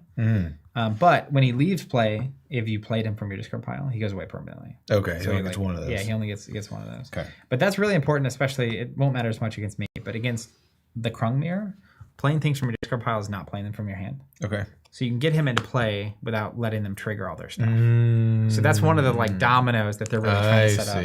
I see. You want to get, you want to have more bodies than they do, basically. And then final thing. This is your actual strategy. Okay. So I generally lose against you because you will, you're more efficiently drawing cards, and you're putting out all these guys when I do stuff. And at some point, you'll have a lot of stuff on the table, and then you will have 2 to 4 of Lord Krung, Ruthless Warlord in play. He costs 2. He's a 2/2. He gives all your discarded cards +1/+1. And so what will inevitably happen is that you will use like Morak, the guy that searches for things, to go get these. Okay. You will also just draw into them. And you'll have like 4 or 5 discarded on the table because I did something and you were like, here's 2 Gurs and a Rizlak and whatever, a Morak. And then on your turn, you'll be like, hey, I'm going to play all 3 of these. All my stuff gets +3/+3. And then this War Club that you want to have attached here that lets you get the stuff back from your discard pile has another ability. You can get rid of it to give all of your stuff. What's the keyword there? Torment. Yep. So that to be blocked by 2 or more? Yes. Okay. So if you have a scenario where you play all this stuff and I have like 1 thing on the board, 2 things on the board, and you have 5 people, you play these, you get rid of the club, and all of a sudden they all have +3. I only have 2 things out, so I can only block once, and you just do like a bunch of damage to me. So I'll walk you through it. Love it. Love it. You're going down, Zach. Yeah, I probably will. Meanwhile, I'm playing Death. Chaos Bringer. Okay. I'm going to use my promo version. Also, I'm going to give you me a sleeve from over there. Give me one of the sleeves. Yeah, sure thing. Just a red sleeve. There you go. So you have this Somewhere in Des Moines in play. Yep. Put that. We're not using the big one? Oh, no. This is the portal. And then let me sideboard. Morak. So this is just in play forever. It's not a class ground, so it can't be overwritten. It doesn't belong to a player. Yeah, it's an accessory. It also has safeguard, so it can't be targeted. Okay. Technically, you could target it. Ryan Roper was doing a really cool thing with it where what was the card? There's a Machina Clash card that you can basically throw your accessories at them and do that much damage. It gets rid of it, but you do 5 to me. So he would get like turn 5 or 6 and just toss it at them for 5. That's really funny. Which is tossing the old corn dog card at him. It's a funny image. I'm gonna put all my good cards on the top of my deck. Yeah, definitely do that. I gotta consult my Krung sideboard. Oh dang! I don't have it memorized. Zach's already going to the notes. I'm already in his head. Definitely. There's nothing left. I've won the mental game. I remember. You're right, Locator. I need to just deck out all of my. Maybe you can help me with that. All of my games need to have a wingnut based character I can use. Wingnut all around. Is it We could use like wingnuts for my footman and sorcery. That'd be good. Just a bunch of wingnuts marching at you. Jonathan Wingnuts. Talk about intimidation. Yeah, the Wingnut Army. Wingnut, old Ninja Turtles villain, I believe. I used to have that as an action figure. What up, Danny? I have a friend whose thing is collecting Ninja Turtles action figures right now. Is it Joey? No, it's not. Do I know this person? Maybe Dylan. Yeah, you know Dylan. Yeah, I know Dylan. Yeah, you know Dylan from way back in the That's day. amazing. Yeah. Yeah, we went to Toledo, Ohio together. Yep. He's using it to quit smoking. So instead of getting a cigarette, he buys a Ninja Turtle action figure. Wow. Or something like that. I mean, he's got a system. That's awesome. But I think it's worth Kudos to you, worth Dylan. knowing about. Fight the good fight. That's right back. He didn't. He wants more. Man, I could never see Krung again in my life and it'd be okay. I'm just kidding. Okay. Krung's fine. Krung's particularly fine when he doesn't have somewhere into mind. Do you want me to go first? Sure. How All right, many so do we draw? Draw 8. Okay. And you will mulligan.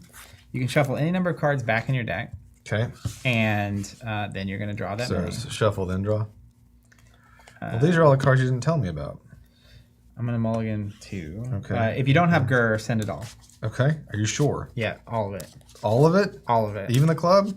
All of it. Even- You have several clubs in your deck. You'll see it. Even Magnate's plan? All of it. Okay. I would ship all of it. You heard it here first. I don't know if that's what they would do, but I'm pretty sure that's what they would do. Ian, is Zach taking me for a ride over here? I need every advantage I can get.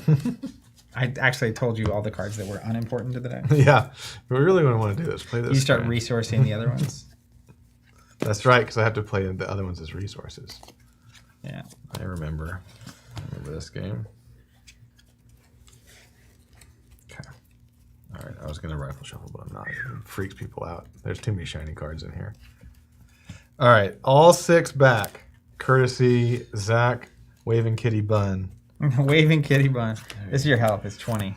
If I would have known, I would have made a Waving Kitty counter for us to put up during the Every story time I mention it? Yeah. Ding, ding, ding. That How story many did I time get? went on 6? way longer than I 6 of expected it them? to, so apologies for... What? I get 6? Yes. Wow, this is a No, way you worse get 8. hand. 8. Okay. Worst is a... Did you get any Gurs? No, I didn't get any hairs. We can't do it now, but we can make some shorts with the waving kitty cat on there. There we go. There we go. Great. Waving kitty, waving kitty. Actually, the real one is Fongs. Fongs. Oh, yeah. All right, so I go Figures first. for you. First player's first turn, they don't draw a card. Okay. Start of every turn, you get to play a card as a resource. So I'm going to play Moxie the Decisive as my resource. That was that red-black card I was telling you Ben played Okay. in Action 1. So when you exhaust this, it could be a red or a black resource. Not Okay. both. And then I'm going to pay 1 for Death Agent of the Dark. Now, when I play Death Agent of the Dark, you can activate your Somewhere in Des Moines to open the portal if you'd like. Should I? Yeah, probably. Okay, I'm gonna open that portal. Yeah, because he loves to have the open When this, portal. it's here. This is what you. Oh. When this is in play, if it's defeated and the portal is closed, she bounces back to my hand instead of going away. Okay, so I want that portal. But if you play something, I will inevitably close the portal with Somewhere Right. in Des Moines. So your turn starts, you get it ready, Somewhere in Des Moines, you draw a card. Okay, raise one of the ones. I draw a card. Then you play a resource. Okay, I can play a resource. All right. Okay. Yeah, I remember how hard it is to figure out what we do here. If you put a card down as a resource and it's a bad choice, I'll raise an eyebrow at you. Okay. I see. I think I'm going to do this. Okay, wait, hold on. I understand this game now. Okay. All right, cool. Okay, wait. Okay. Got it. Resource. Yep. Resource. Good? Yep. All right, so this is my resource. It goes in upside down, right? So we don't Yep. get confused. Then I'm going to use my 1 resource to play Deflating. Okay, pause for a second. Pause for a second. Deflating, one of the best cards in the game. Great. However, it is a clash buff. So you can only play that when a clash is Aha, going on. I'm reading the card now. I see. However, if you want to be clever, Yeah. you could attack me with Lord Krung. Oh, So and your then, Lord Krung has 0 attack, 1 defense. You attack Okay. me, I'm 1 attack, 0 defense. Right. Nothing would happen. Nothing would happen, but then I But can use the thing. During the fight, you could play that card. You know, why not? Why not? We're gonna learn by doing here. So I'm gonna attack with Lord Krung. Okay, so I won't block. Okay. Then you get the chance to play a clash buff. All right, I'm gonna play Deflating for 1, Okay. and that's going to I get to target that clash card. Yeah. It's -1 plus another -1 because I played a black. Yep. So a couple things happening here. Okay. You play a card. Mm-hmm. In reaction to you playing a card, I'm going to activate Somewhere in Des Moines. Okay. Close the portal. I see. So then you're going to give me Wait. Can I do things? Is this my primary phase? It is your primary phase, but we're in the middle of clash. Okay. What are you trying to do? I was gonna discard something to activate the portal. You can't do that right now. Okay, got at this very particular moment. Okay. So I'll close the portal. You give me -2, -2. Okay. And so normally, so if you lower something to 0, it's defeated. So this is going to defeat this. Okay. Can I also react and double dip there? You can only do that when I play a card. Got it. Not when I play a card. That's right. Okay. You can't counter. Learning by yourself. doing. Yep. Got it. So you're going to be -2, -2. I'm going to get defeated. Counter would work. Okay. Technically, the portal is now closed. Okay. So when this is defeated, it's going to go to my hand instead. When that is defeated, I'm also going to trigger my death ability. So I exhaust. I can give any of my clash cards +1/+1 for the round. Okay. Which I don't have right now. But then this is when a death card leaves play. So I just had a death card leave play. Okay. The second part of that ability is I get to draw a card. Look at this guy. However, you defeated me, Uh-huh. and deflating says if that card is defeated this turn, you get to draw a card. Right. So you removed it, and now you get to draw a card. Yeah. Okay, good. All right, and then discard pile over here. Discard pile over here. Wherever you, and usually like beneath your deck or whatever. All right, so I gotta do this. That's all for me. Okay. Started my turn. I ready my resource and all my cards. I draw a card, and we will play this card as a resource. Okay. And then I'm going to play Clarity Bad Omen for 2. Okay. And she's 2 black pips, so I have to spend 2 blacks to do this. Right. She's the one that if you would draw a card not during the draw phase, yep. you have to pay 1 in order to do that. I gotcha. I did play a card, so you could use this to open the portal if you'd like. Yeah, I'm going to do that. Let's do it. Okay. And then I will pass the turn to you. Okay, so that's why you're running this thing. So I should just go ahead and play this thing. So, okay, I get to ready here and ready here. I get to put Kilimanjaro in. That's right. Yeah, that is the only place he goes, right there. The only place. Okay, good. That's the easy one. Then. Yeah, and note, he has bound, so you can only have 1 copy of him in your resource.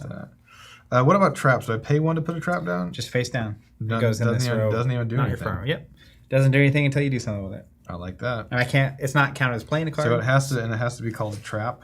It has to have like ambush on it, basically. Okay. And it'll say trap on the very bottom of the card. Okay. What if it has ambush on it and it doesn't? It's not on the bottom of the card.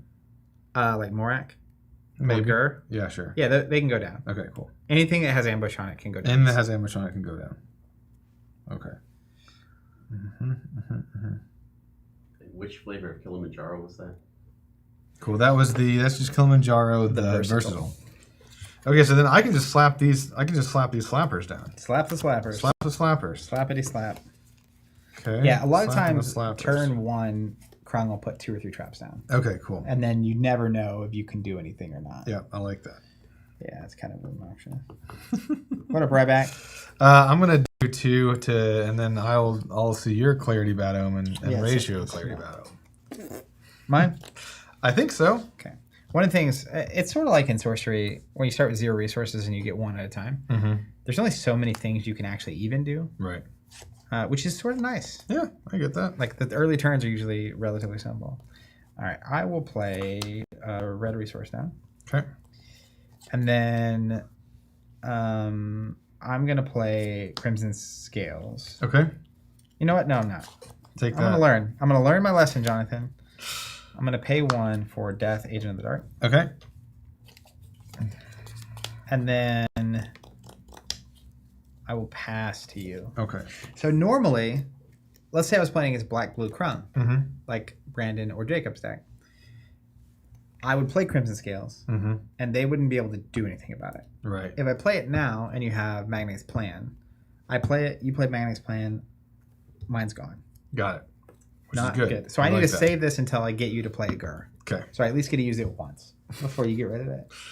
Okay. And you will get rid of it. All right. Defeat. So this kills my Gur is what you're looking for. No. The Crimson Scales kills your Gur. Okay. I didn't play it. Didn't play it. So you're going to wait until you have the chance to play it. So now it's my turn. Now it's your turn. I get to draw a card. My turn. Also, I played a card. Yeah, but if you have like Gur, I could flop it out, right? Gur would be free and it would let you draw a card if you had it. No. And I have to pay that. I have to pay the money if I have things that have money out there. Yeah. Cool. Drew my card. Yep. Now I got to decide which of these to put down. But they're all the things that I like. I'm going to put this down. Usually by the end, your deck is only cards you like. Yeah. That's a good choice. Okay, good. All right. Now, here's what I'm thinking. Mm-hmm. I can pay 1, and I can put the binoculars out, and I can pay 1 to attach it, right? Mm-hmm. And then that means I can go and whoever's binoculars, I can go and I can look for a card. Some might say When you attack. when I attack. Are you when attacking? I attack. I mean, yeah, I'll attack. I'm cool with that.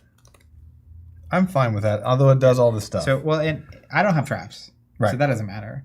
But in Alpha Clash, if you can't attack Clash cards unless they are unless tapped. they're tapped. So if you attack now, I could attack you on my next turn. But if you have cards that want me to attack, yeah, like a Morak that would only cost you 1, that would be a good thing potentially to have you do. But I don't know what the right answer is. No, I don't know what the right answer is. You know what? I'm gonna leave that up. We'll leave it up. And attacking me would have been very bad. okay, yeah, because then you do all. But that you stuff. wouldn't know how bad it would be until it happened, Oh, it's so bad. and then it would be bad. Okay, all right, I'm good. All right, mine. Yeah, I think so. Let's draw. Just tuck those away. Yikes. Yikes, yikes, yikes, yikes, yikes.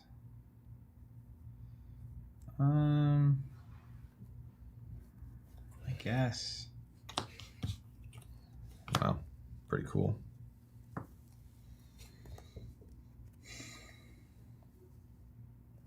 Okay. So I got 1 up. Yeah. I played a resource and I'll pass. Wow, look at this guy. It's the problem with Kron. We're building. Yeah. Okay. It's like if I can't activate your trap card. Okay. I want to, just not yet. Man, good. Good stuff. Good stuff. So that goes up. But now I still have all the things that I like in my hand. Quality problem though. Because, Yeah, but I feel like I need to be drawing somehow. well, I wish you hadn't told me to mulligan. Gur is your draw engine. Okay, so I need to have cards interplay from other than my hand. Yeah. Now, do you have Rizlak in your hand? I do. So you can discard him to activate the portal, Okay. and then pay 2 to play him from your discard pile, which would trigger your card draw. I'll discard him to activate the portal. Okay. Then I'll pay 2 to trigger him for the thing. Actually, I need to decide my resources first. Yeah. Which Rizlak is that? Rizlak. Pay. I got you. Ferocious Threat.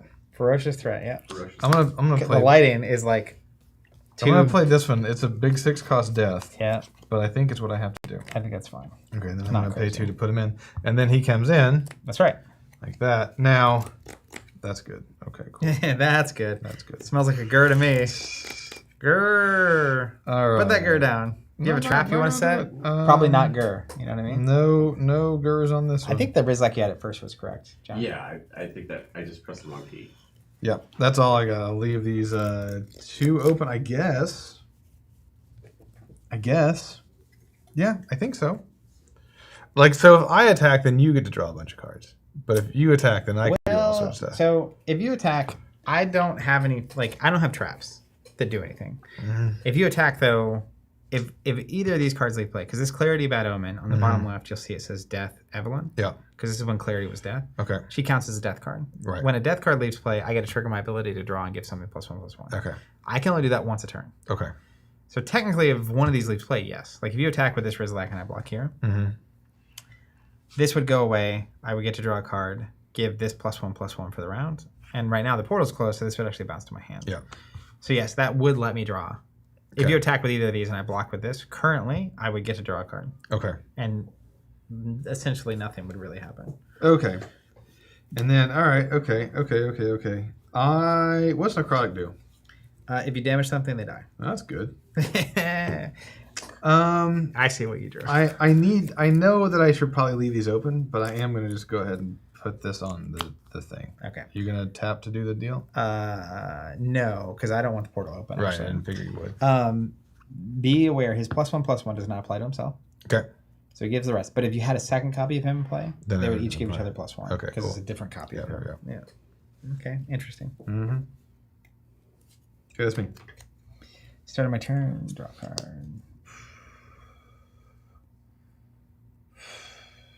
That's a game changer right there. No. We're changing the game.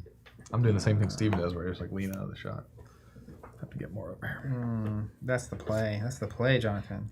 Uh oh. There's so many shiny cards on the table. Yeah, that is the. That shot looks good though. I'm gonna make a mistake. Art is phenomenal. So this, do you have the comic book version or alternate strike, or just the normal version? Alternate strike. Alternative strike. Alternative strike. That's the original. So that's the original. This is the one they did in Dropbox 2. Oh, cool. Which is pulled from. It's literally a comic from Torque piece. Therapy. Yeah. Is it Torque Therapy? I think they said that was Torque Therapy. Anyways, cards are gonna start looking more like this in the future, which I'm very a fan. cool. Yeah. Play it as a resource, even though I shouldn't. Okay, good. Just remember. I like that. Remember that I said that. I like that. You drink things you shouldn't do. Okay. Then I will attack Krung here with Death. Okay. You're attacking Krung with Death. You got anything to do when I attack? So, you're out of resources, Jonathan. So wait, I can do this, and I can put the portal open, right? I didn't play anything yet. Oh, okay, you're attacking. Mm-hmm. Got it. So if I kill that, it goes back to your hand. Yeah, that's right. And it's only going to do 1 to me. None. You have 1 defense, actually. Well, then I'm not going to do anything. Well, I mean, I could kill it. Should I kill it? You're going to do something weird. He's going to do something weird. He's waiting for me to do something weird on. This is just for attacking, not defending. Yeah. Right? Mm-hmm. I could defend with Rizlak. You can. But you're going to do something. I'll defend with Rizlak. All right. Clash Bust. I don't have any Clash Bust. Do you have any Clash Bust? No. Okay. So damage is assigned. Yep. You were going to do 2 here. 3, my friend. Oh, because you're +1. Yeah. And you're 4 health. Yeah. Whew, hot dog. So I'm going to die. Yeah. That was the plan. When Mission accomplished. Death Agent of the Dark dies, right. It goes to my hand because right. I'm also going to trigger his death. So I'm going to give +1 to this version of Clarity. Okay. +1 attack, +1 defense for the turn. Got it. And draw a card. And this is in my hand now. Okay. So that's given 3. This is a 3/4 now. Okay, cool. I'm going to attack your contender with a 3/4. Okay. So I could block. Yep. But I'm a 3/4 currently. Right. So if you block there, I defeat you and you don't do anything. Or I take 3. I'll just take 3. Or you block with this guy. But I like the pluses. He's necrotic. So then the person dies. We would both die. Well, I mean, I feel like you're telling me things to do that are going to be good for you. But let's do it. I would love for you just to take this damage to your face. I'm not going to. That would be my optimal line. You don't know why yet. Okay. Just take that. So we both go away. Yeah. And Death goes away, but I've already exhausted, so I can only do it once a turn. Okay, good. Part of the theory for me why Krung is better at this event than Death was is that you get to draw a card every time you do the thing. Okay. And I get once per turn and I tap. Got it. And normally Krung is not. Earlier I was talking about Avenging Guy needing pieces to come together to be worth more. Your piece is that you need the portal to be open for your things to be able to be playable. But when you can control the portal on your opponent's turn, he's way more consistent than Death is. Got it. So that's why he's so good. Okay, so now I've gotten rid of a piece.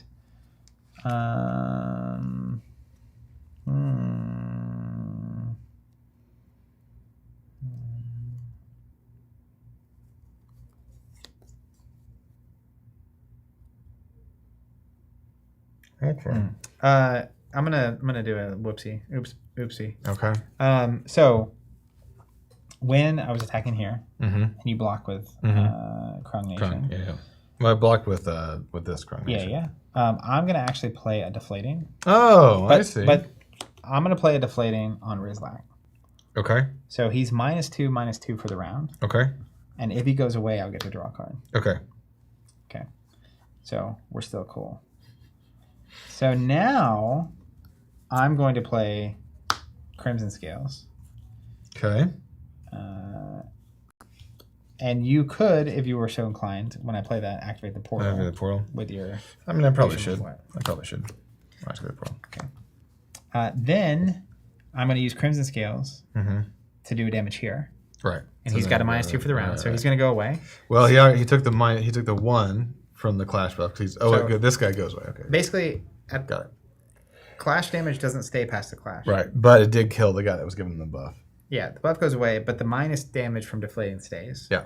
Damage stays, buff. Yeah. Okay. Yeah. Anyways, so he gets defeated. Deflating says if that is defeated this round, I get a draw card. Right. However, I did this completely wrong. I'm walking all the way back. Here's what I should do. This is how you lose tournaments. This is what gets -2, not Rizlac. Okay. And I'll play Crimson Scales, and I'll do 1 to this Clarity. Okay. So Clarity will go away. Okay, does this thing go back to my accessories, or does it go away? It goes to your accessories zone. Now, I don't know. It's been too many moons since this. But if I defeat Clarity with Crimson Scales, she has the I have to pay 1 to draw effect. I don't know if she's... I don't think she's still in play. Oh, yeah. You should have paid... Did you already pay 1 to draw when you drew that last one? That's fine. Well, no, that's why I have to kill her first. Okay, got it. Because the deflating trigger... Right. Do I have to pay 1 for it or not? I don't think I do. So I'm going to go ahead and do it like I don't. Okay. So basically, I gave her -2/-2. Then I tapped to do a damage to her. Follow me? I'm following. I think when we watch the tape back, there's some tomfoolery. Yeah, this is a weird turn because I totally screwed it up. So basically, I gave you -2 for the round. Right. And then I ping you for 1. Right. Now you're defeated. Okay. The thing that is defeated has the I have to pay 1 on it. Right. But it's defeated. Right. So I don't. I draw 1 from defeating it. Right. But then also because I defeated it, Crimson Scale says I can either draw a card, do 1 to your contender, or do 2 to something else. Got it. So I will do 2 to Rizlac. Okay. Yeah. Then I'm going to pay 1 for 1 cost flare. Okay. This is flare. Yeah, just normal flare. Then I'll tap and I'll do damage to this. Okay. I see how we play off Flash. Yeah, I see now. And then over to you. Okay. So I'm going to turn draw. Yeah. So if you hadn't blocked with old duder, you know what? Actually, it's funny. I could have deflated him. Yeah, there's a lot of stuff that could have happened. Yeah. If I deflating your Krung, I can. He just goes away. That's the problem. I need to be able to kill something with Crimson to do the 2 bonus damage. So, anywho. Yeah, I really wish I could draw any of the cards that I need. That would be a helpful thing. Yeah, a Girless Krung is a sad Girless Krung. I am a Girless Krung. Okay, so you've got that one down. Okay, so I could do that. All right. And then I would be down, but it's actually not that bad. I don't want to do that, but I also do want to do that. So let's do it. Let's do it. Oh, never published comic page. Very there it cool. is. I was gonna say I don't remember seeing it. I'll pay 2 to put Lord Krung out. This is bad. This is I'm bottom of the barrel over here. Yeah. All right. Now wait, hold on.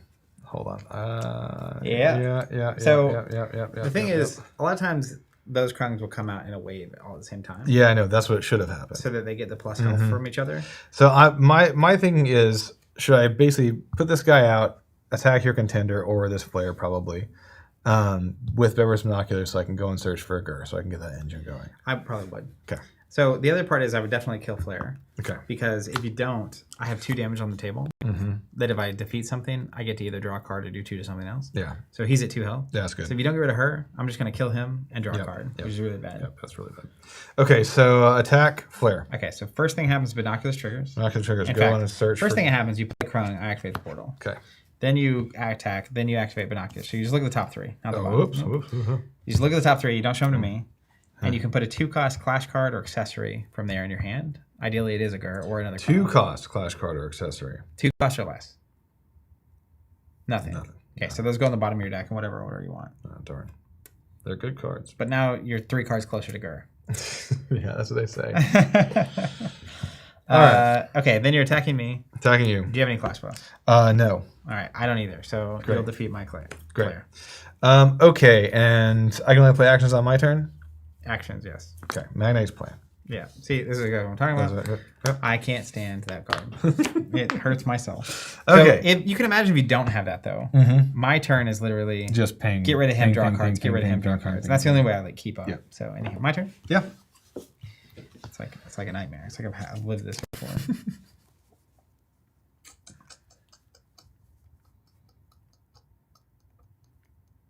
So now I'm in a no hand scenario, which seems to be problematic. Oh, that is bad. Yeah. Let's see. I think I may have missed a draw earlier. So I'm in a problem scenario because I have something to play, and I could attack him, but he has necrotic, so he'll just kill anything I play. So if I play bigger things, I just sort of take it in the teeth. Yeah, that's good. I'm going to put Clarity, Bad Omen. Okay. You know the drill. Got to pay to draw. Yeah. And then Agent, Death, Agent of the Dark. Okay.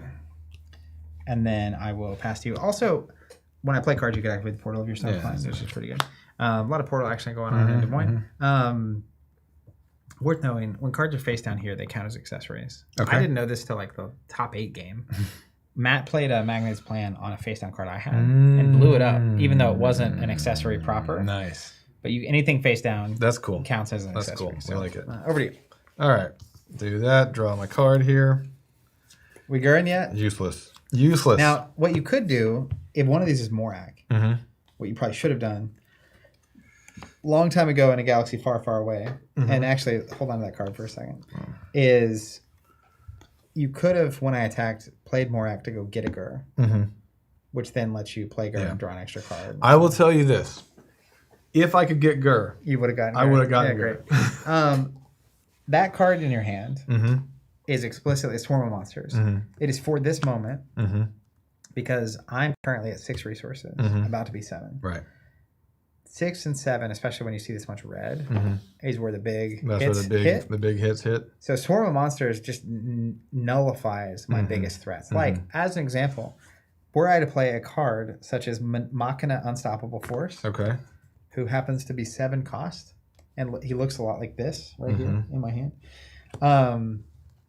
you just respond with Swarm of Monsters, which lets you draw a card because you're playing a card from your trap zone, and he goes to my discard pile. It's really annoying. Okay.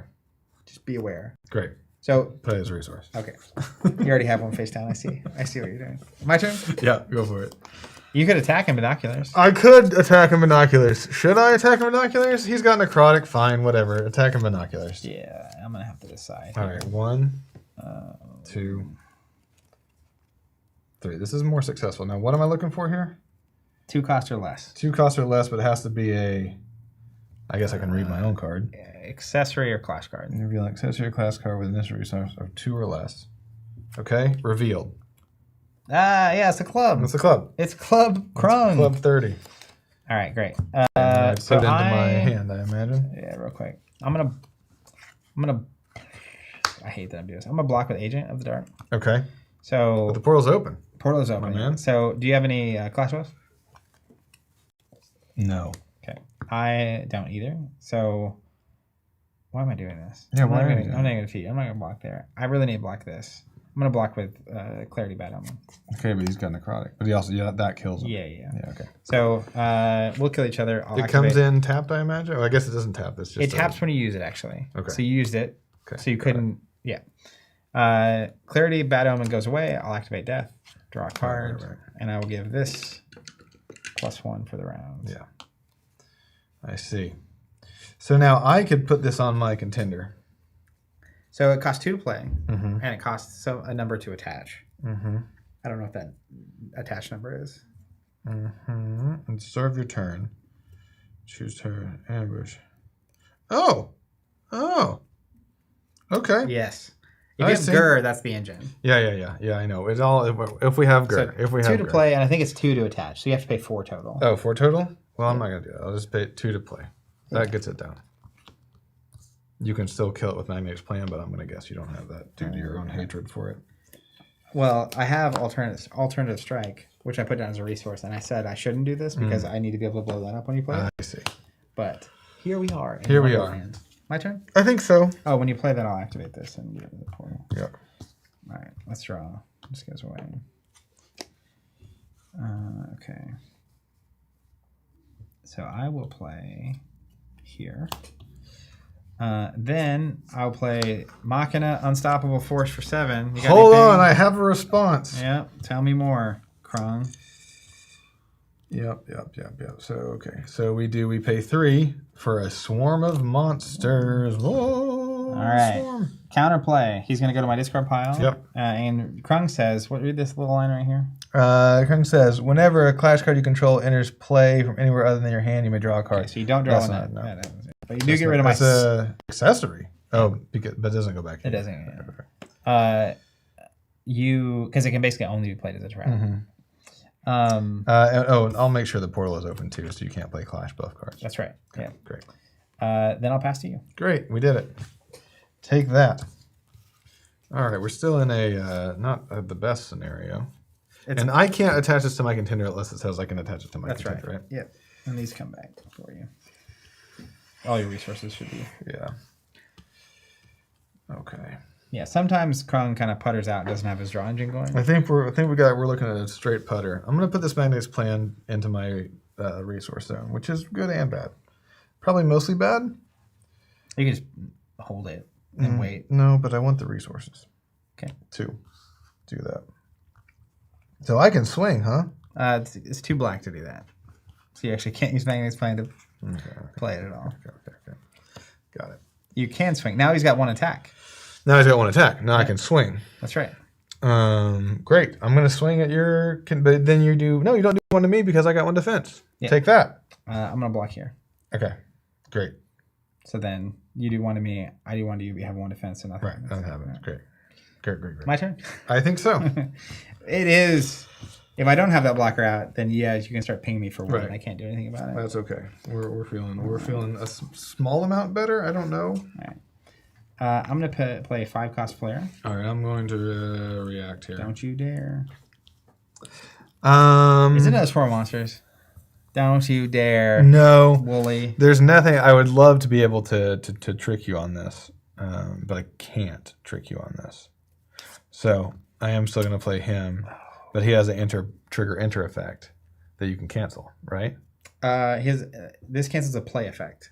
Ha! However, he sends a target engaged Clash card to Oblivion. So you can actually, if I attack, do this. Don't do it yet. I play here.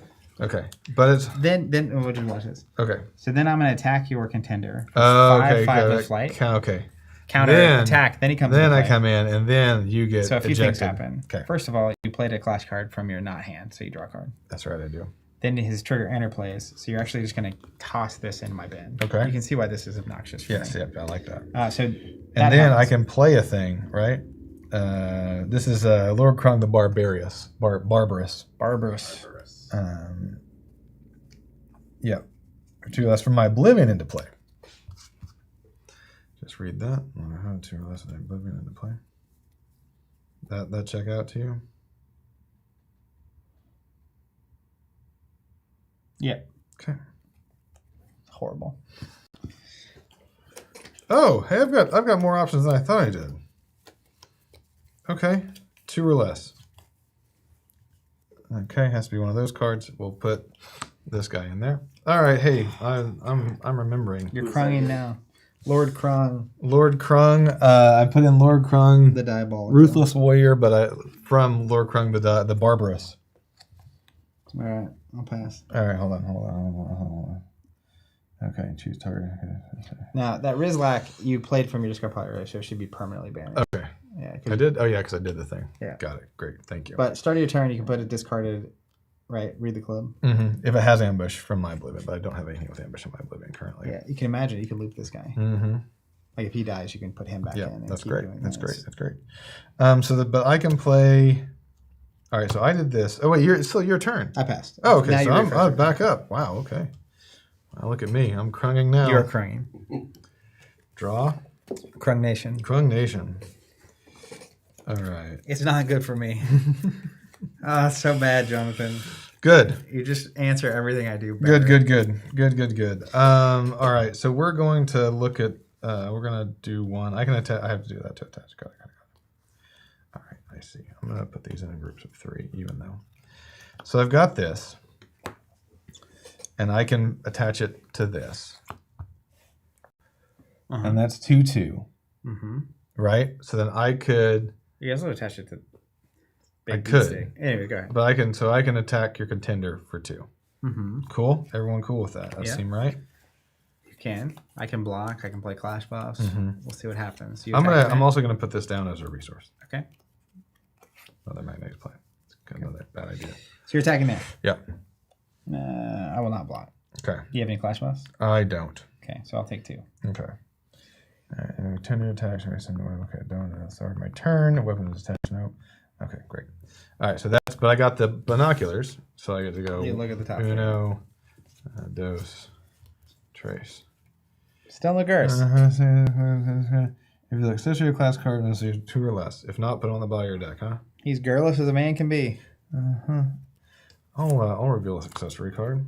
Sure, why not? May as well have it for resource purposes. And the rest of them go on the bottom. Yeah. Okay. Good. Then I can really just wail on you, right? If he's a 5/4. That's a 5/4. Yeah, we'll put that 5/4 in there. Good. I'm gonna block here. Oh, you should have blocked with this other one though. Why would I ever do that? I want to block 5 damage. Portal's open though, bro. No. Do you have any clash boss? No. Okay, so I will die, Yeah. but stop all that damage. Yeah. When this leaves play, I activate death. Draw a card. Yeah. We get it. Okay, these are all up. That's all up. And you know what? There's no reason for me not to do this.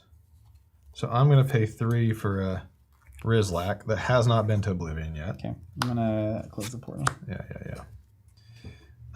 Like you do. So I could theoretically, Rizlak you for Attack 3. for 3, oh yeah. Everything can attack the turn it happens. All right, so I'm going to also pay 2, 1 to put this into play, 1 to put it on Rizlak. That is the thing you can do. I'm going to 3 at your contender. I'll take 3 and you get trigger binoculars. Okay. So these are all down. He's crunging now. I'm crunging now. Grr, come on, my man. Come on, grr. We got a grr. Okay, so he goes in the hand. Goes in the hand. And you can set him as a trap. If you'd like. I would like that, Zach. Sure you would. My brain has Invader Sim poisoning. Grr, savage aggressor. Okay. Great. Mine? Sure. See if we can salvage this garbage can. Okay. Someone take me to the morning. Goodness gracious. What'd you say? Who knew I was a Alpha Clash prodigy? Basically a champion. I'm basically a champion. Where's Hamilton? Someone call him. Someone call him. Let him know how good I am. Play a resource. I'm going to play Flare Explosive Combatant for 6. So this is where I should have like one of those monster things that I can just... That would be good, yeah. I do not have it. You don't have the money, cash money. Okay. I will attack you for 6. She has flight. Yeah. She has flight, so you can't block her unless you have flight. Okay. When she attacks, everything else on the board takes 2 damage. Ouch. Yeah. But that's alive. Yeah. That's alive. That's not alive. That's not alive. That's not alive. That's what we need a lot of not alive. Okay. And then I take... You have 1 6? defense, so you actually only take 5. Good. That's easier math. But you go from 20 to 15. Yeah, that's a lot. And then I will put this trap face down. Okay. Inconspicuously. Don't worry about it. I'm sure it's fine. And pass to you. Wait, hold on. Too late now. Whatever. I play, it's on play, right? Uh-huh. So you can play Gur, but you also see that this is Flare. Oh, yeah, because it would kill me. So when she attacks, it's 2 to everything. Okay. So you can decide. That's a problem. Here's the thing, though. You have a War Club. So you put it into play, you draw a card because you played it. Mm-hmm. And then if it goes to discard pile, start your turn, you get to put it face down as a trap. So you should play it. Okay, great. This is the cycle. Okay, cool. This is what Gur is. So play it, and then I draw the card. Yeah, and then I attack, dies. it goes away. Okay. And then I'm going to pass. My turn. He goes face down as a trap, actually. Okay, face down as a trap. Yeah. At the beginning of my turn because of War Club. Because of the War Club, yeah. Got it. Yeah, you're clashing now, Jonathan. Clashing now. Okay, great. So I will draw another card. Okay. I see. Ambush Unrival, which means I can probably only have 1, I'd imagine. That is what unrivaled means. 1 in your entire deck. Okay. You get 1 unrivaled card. So he is the unrivaled card in your deck. Cool. He's very good. The fact that you can play him as an ambush card and get rid of something that I just attacked with is like. Yeah. And then get a person back. Is this real? Am I about to do this? I don't know. All right, I'm gonna put this down. Mm-hmm. For real? Am I just gonna do that to tap and get rid of the flare? Yes, that is one of the best cards in the game. Best card in the game. Clarity from the Shadows. Clearly from the Shadows. Paying 3 to play it. Mm-hmm. Then you're gonna tap Clarity and get rid of my flare. Okay. Actually, no, wait, hold on. Back up. You were gonna play there. I have a few things. Okay, right. I got excited. Okay. So first of all, we're gonna deactivate the Right. portal. Second of all, I'm going to Oh, no. Abysmal Doom. Uh-oh. Pay 2. Pay X is the cost, so I'm going to pay 2. Counterplay, you may activate this trap when an opponent plays a clash card. When that card enters play, it gets -X attack, -X life till the end of turn. So Okay, it's going to be -2/-2. But it kills it. Kills it immediately. And it defeats it. Read that defeat trigger. Oh, defeat triggers into the clash card you control to oblivion. Oh, so you got me. That's what this card is for. But that's also why those Magnetics plans are so annoying, is you could just blow it away. We'll put Rizlek in, binoculars go down. Yeah. Okay. Less good. Less good. But yes, if I don't have that trap there, you can just play that card and get rid of my flare, which is really annoying. Yeah, that's really annoying. Yeah, that's bad. That's bad. Yeah, that screws up our plan.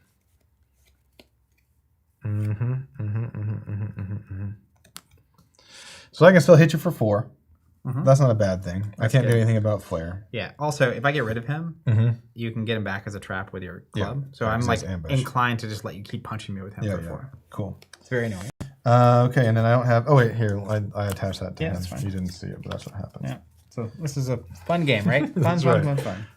Fun. Okay. Okay.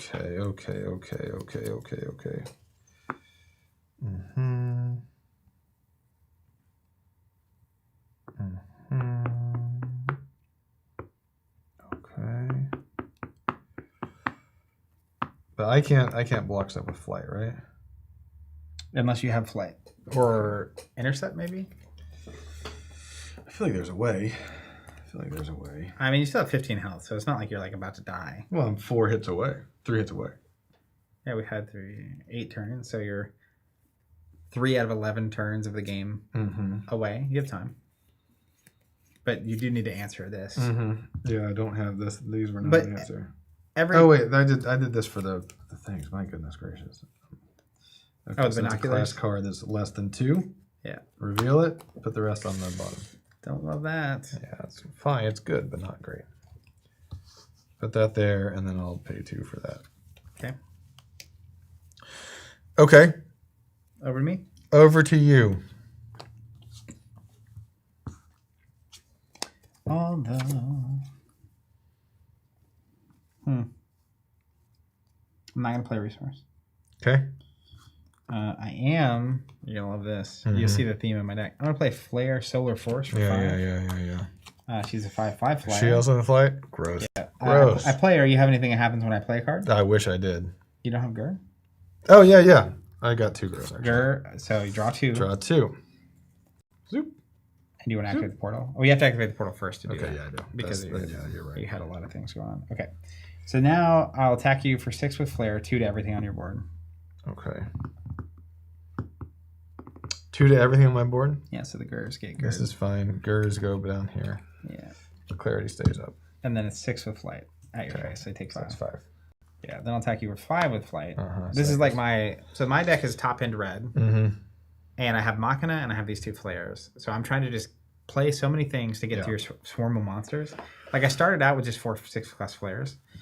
And then they kept playing swarm monsters on them. So I was like, well, I'm going to add the 5-class Flares on. And just to like race you to the bottom.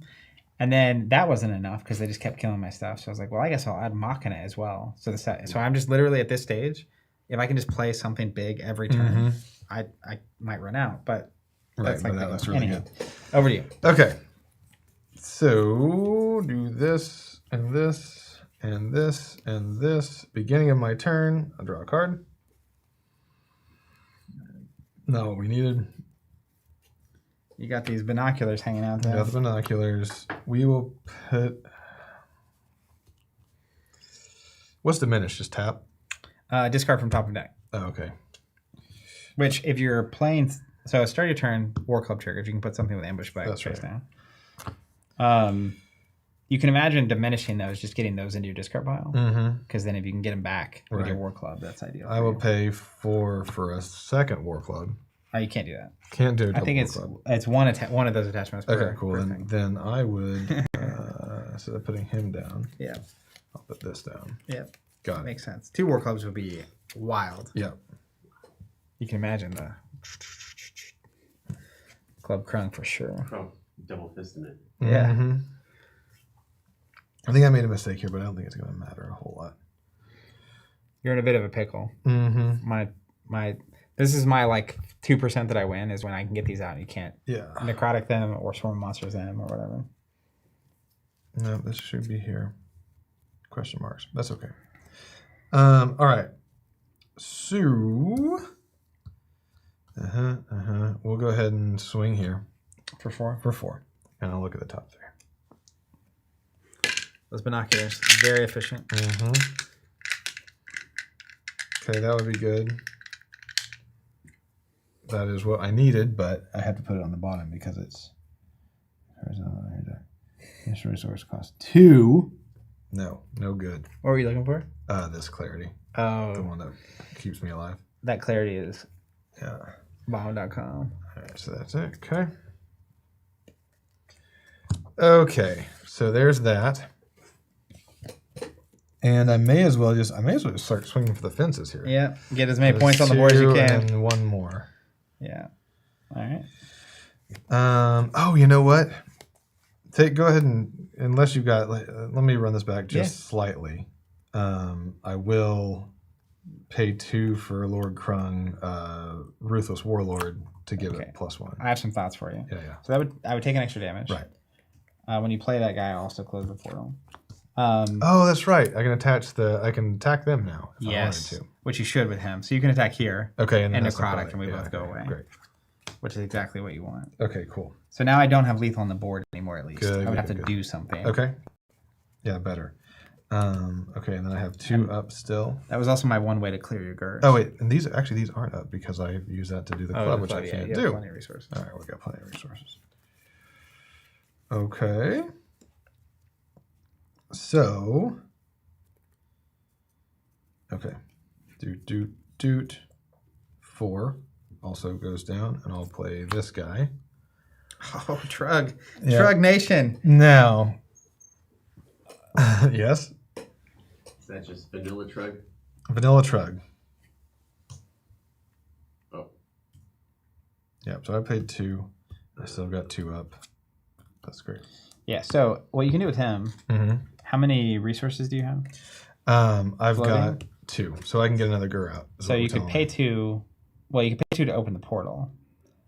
And then on your turn, since Trug is out, during your primary phase, if the portal's open, you can banish a clash card from your Oblivion, so anything else. Okay.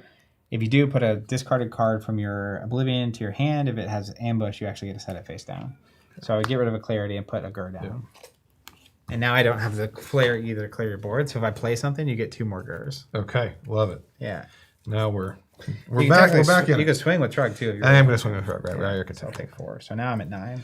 See, okay, all right. We can manage this. See, Andre. I knew there was a way to deal with the flight. That was the thing that wasn't connected just yet. Necrotic is one of the ways. Oh, thank you. Happy Father's Day. Nice. Okay.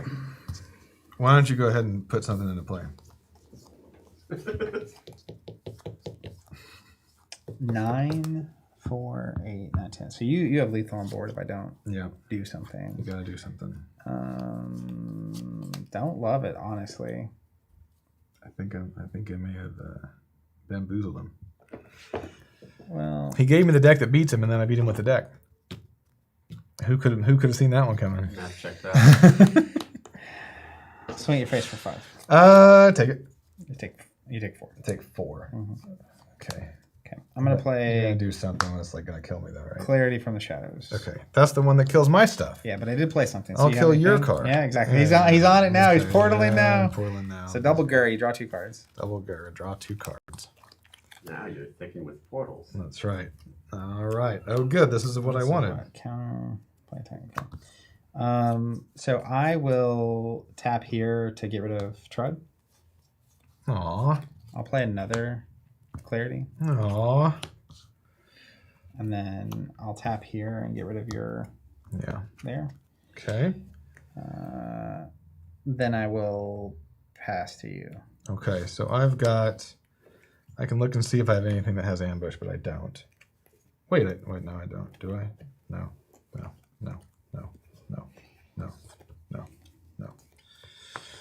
Okay, so I've got 4, 5, 6, 7, 8. And you have 7. I have 9. 5, 6, 7, 8, 9. You have But 8 if- here. Do you have anywhere else on the board that you might be able to do damage? Not yet. There's no other damage that you can present besides these cards right here under my hand.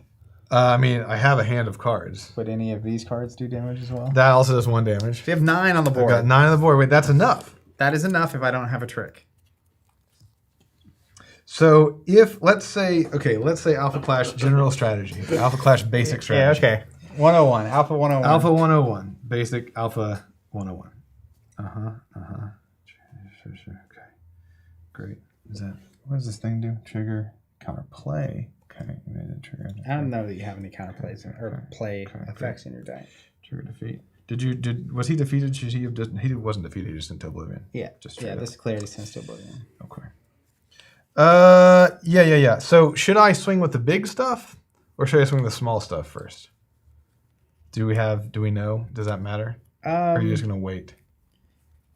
Just gonna wait it out. It's less big or small and more. If things go poorly, are there things you wouldn't want to have attacked with in general? Nah, not really. As an example, like this Lord Krung is big, but also if he goes away next turn, you can put him back with a club. That's right. So if you're going to save blockers, but at the same time, let's say you don't win here. Yeah. If I play another 6-cost player and these guys are in play, she attacks, they go away. Yeah. So like he doesn't. Yeah. So there's just other factors. Okay. But at this point, I don't think it matters. You should punch me and see what happens. 4 for the punch. All right. I've got. I also look at this while you're calculating, right? Oh, you do that before I calculate. Okay. Okay. I'm going to show you this bad boy. You got to get a close up on that one. It's Lord Krung. Lord Krung. That's the ruthless warlord. Streaming Alpha Clash will make you remember those subtitles. Yeah, I was like, I'm gonna do so good because I've been behind the computer. I know what it's like. But the same You get in and it's nothing. Okay, I will not block. I'll take 4. Is that cool? Rizlike doesn't have ambush, though. Corlash. You usually know exactly what you're talking about, so now I'm worried. Rizlike, ferocious. He doesn't have ambush, threat. but he has the pay to put him into play. Yeah, but he's saying that I could get Rizlike in Oblivion. Is there a Rizlike in Oblivion you can play as well? Oh wait, because I can. You can just play him. him. Like yeah. All right. Okay. You have so much. All right, Corlash. Okay, so you put that in your hand. Yeah, I did. I will just take 4. Okay. Just take 4. Attack for 1. I'll take 1. Yeah. Okay. So now the question is, if I put this in the hand, you're holding on to that card like something bad's going to happen to me. So here's what you know. I don't have any traps. No. I've got 2 resources. Okay. They're both red. All right. If you were a... Is that Clash buff territory? This is Clash buff territory, isn't it? No. No. I mean, technically. But my Clash buff is black. And I can play it with a red, but it only does -1/-1. Okay. So there's not a lot of red cards that could get you here. Okay. Well, I'm going to play Lord Krung, the Warlord. Yeah. Great. I'll allow it. Okay. I'll close the portal though. Okay, yeah. Attack you for 3. I'll take 3. Attack you for 3. I have to go on a quick bathroom break. Yeah, I'll be back next week. Just kidding. I can't block, so good game. Hey, all right. I got The streak Krung. continues. Yeah, that was basically exactly what happened in the top 8. Really? Not really, but Does it bring back any bad memories for you? I was actually much closer to winning here than the top 8. Yeah, I was scared when you clear when you had that big flare out and you cleared my clarity from the shadows. I thought it was over. Yeah, that was definitely that's the kind of thing that has to happen for me to have a chance. Yeah. Where that was a huge swing because you played the card, you lost it. It also made you get rid of something else, and it saved my 6-cost player. Like if I can have 6-cost player on the board for 2 or 3 turns. Yeah. Usually, because you're at 20, and that's 15 of your life in that one thing. Then I just need something to really punch through. Yeah. But yeah, Swarm of Monsters on my Machina, That was a good one. Abysmal on your Clarity. That was a problem. But then you eventually have the answer. Finally started drawing into Gers. Yeah. And Finally found the Gers. you can see the engine, especially with the club. Yeah, it's good. Yeah. Well, the Clug and then you can get old Trug in there too. Trug and the club. Trug and club. Trug and Club. That was in testing, we kind of went through these phases where I was on my kind of red-black death deck, and I couldn't win, and then I found Crimson Scales in 1-cost player, and so I can get rid of the Gers over and over again. So you can play them, but I can draw cards and kill them. Yeah. Oh, I had Magnate's plan to get rid of your Crimson. But then they started playing Magnate's Plan to blow up my Crimson Scales. Yeah. and like the cycle. It's cool, man. It's then fun. then they're playing Swarm Monsters, so I put more big in, and then at some point it's like I have to be able to get past 4 Swarm of Monsters and 4 Necrotic Krungs. The Necrotic on Krung is real good. Yeah. That's the Krung versus Warlord So have Necrotic. it's like, well, I ended up on 4 6-class Flare, 4 5-class Flare, 2 Machina. Specifically, that's 10, which is 2 more than you have answers. Which is the whole I see. So you just go. How often do you get all the way through that deck, or at least close to the end? It's usually like 30 cards in or something. Okay.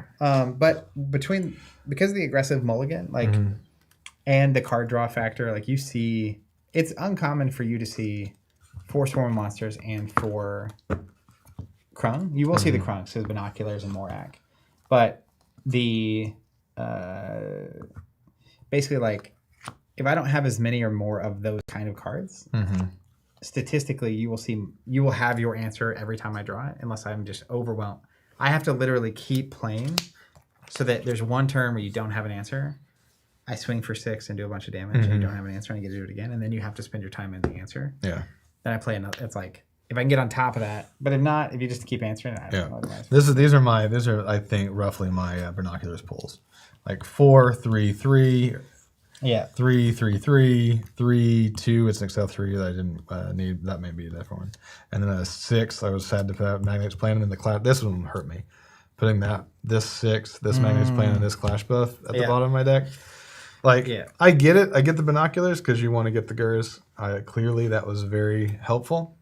But man, it sucks to throw those things at the bottom. It's interesting because if you find the Gurs let you draw cards over and over. So drawing that card from Binoculars means it's leading to even more card draw. So even though you put those on the bottom, you'll draw other things or other copies of that same thing. Yeah. But yeah, once you get the club Gur going, it's like every turn you get 1 or 2 Gurs. Yeah. And I just like can't. Yeah, it just runs away with possibly it. Keep up. So anyway, very cool. Well, thank you, Zach. There's the decks. Shout out again to Hamilton for being a card game genius and winning the tournament on this, and to Ridge and Garrett and the Alpha Clash Rising Empire team. It's really cool what you guys are doing. Game's super fun. I can't wait to see the comics and to see the sets that spin out from the comics. I'm super excited about those comics. I'm going to read the heck out of them. Yeah, if you haven't checked out this podcast with Ridge and Garrett, definitely recommend it. And the comic book subscription, even if you don't play Alpha Clash. If you're still here, that's what I did. I don't play Alpha Clash. I don't have the capacity for that. The bandwidth. Yeah. I love me some comic books. And today they announced the PvE details. That was up on the website. Nice. And they showed some previews from that. So we streamed that probably a month ago when they were here. Very cool. This is just not for nothing, but the promo card for Moxie, I just thought was so cool because you can't see your face, and I just think that wouldn't exist unless it was. These are from the comic books, I think. Maybe. Yeah, I don't know where that's from actually. It almost looks like a video. I don't know. I think it's a gutsy move. I just think I don't know. There's something about that I liked. It's like, yeah, this is going off to some pretty cool places. Very cool action shot of the Moxie there. On these bounty promos that they did very different things stylistically. Like this Cowling definitely looks comic booky, and this Avenging guy is comic booky, but in a very different, I love it. Stylistically different. And then Mean Streak is just crazy in a different way. But yeah, very cool event. It was great being there. Shout out to the Wolfpack for being awesome, and for everyone that I met along the way. Shout out to great Fong's event. Pizza. Fong. Shout out to the Waving Kitty. The heartbeat of Des Moines, Iowa, apparently. You should a heart attack over Des Moines. You should have. You missed an opportunity to pay the extra money every time you got a Waving Kitty so you could take the bottle home and then wear it around your neck like a trophy. But like all of them. The Waving Kitty is you're like at least this big. You're at least 3. You're 3 in. I do wish I had one here for Very demonstration purposes. That's We're saying so the cool. Moxie is from the backside of the hardcover alternate art of the graphic novel. Very Love cool. it. That's so cool. Yeah, they're just layering in these like They're really deep lore, hidden art from all these projects they've done in the past. And hey, shout out to Ryback for just making the drive. That's cool. We need more of that kind of stuff. I love Moxie. the boldness to show up. Nuts, Not really having played. Yeah. And then had a really good time. the community, and I know Corlash was part of this too, but being like, hey, or what was it? Ryan from West Next Gaming. Ryan Roper. Also, I think it was Ryan Roper who was in the Discord being like, yeah, man, I got extra decks. Yeah. He said, yeah, man, I got extra decks. Ryan is a great person, and he actually had one of the most innovative decks at the tournament. He was playing the old original Magnate. He was the one throwing the somewhere in Des Moines at people. Yeah, very cool. Yeah, nice. It was. I'm so glad. I'm so glad. So glad. So It was a good time. Anywho, thank you guys for being here. What do you got? I was going to say, Team John's kind of unified. I also don't play Alpha Clash yet, but I'm super hype about the comics. I've already got a subscription lined up, so. It's really cool. It turned out to be a really cooler top of the large top of the funnel thing than I thought it would. Than you expected to be. Yeah, it's cool. I mean, whether or not you're gonna play the game, comic books are just a universal, not universal. It's a very different medium, and that was in the podcast with Rich just talking about. Alpha Clash started as a story that he wanted to tell, and then from that it was like, well, we can tell it in a graphic novel, we can tell it in a novel, we can tell it in a comic book, we can tell it through a card game, and that's what's cool about them laying the story and the game together, where or overlaying them, because it is the story can be told through the game, and the game can affect the story, and the more those are interlinked, like that's just what they're here to do, is tell this story. That they were so excited about, that all of this spun out, which is really wild. Yeah, it's really wild. It's a cool story. Yeah. Anyway, the story of the story. Thank you all for being here, John. Thanks for playing and teaching me that I can't beat. I don't know. I just you went to shake my hand, so I don't leave you hanging. I still don't know how to navigate that. I think Steven just goes for the awkward turkey every time. You stick with it's like rock paper scissors. Like whatever you throw, you got to stick with. Like what do you mean awkward turkey? Well, with a handshake, it doesn't really work. I just smash your fingers. Oh, okay. But so it's just like you just. If someone goes for a high five and you're going for that's the awkward turkey right there, because it looks it's a turkey. Okay, I see. I was curious. I didn't understand where that was coming from. Yeah. Well, anywho, it was a great event, very fun. If you haven't checked out Alpha Clash, I definitely recommend it. And there's a lot of cool stuff coming down the pipe, so stay tuned.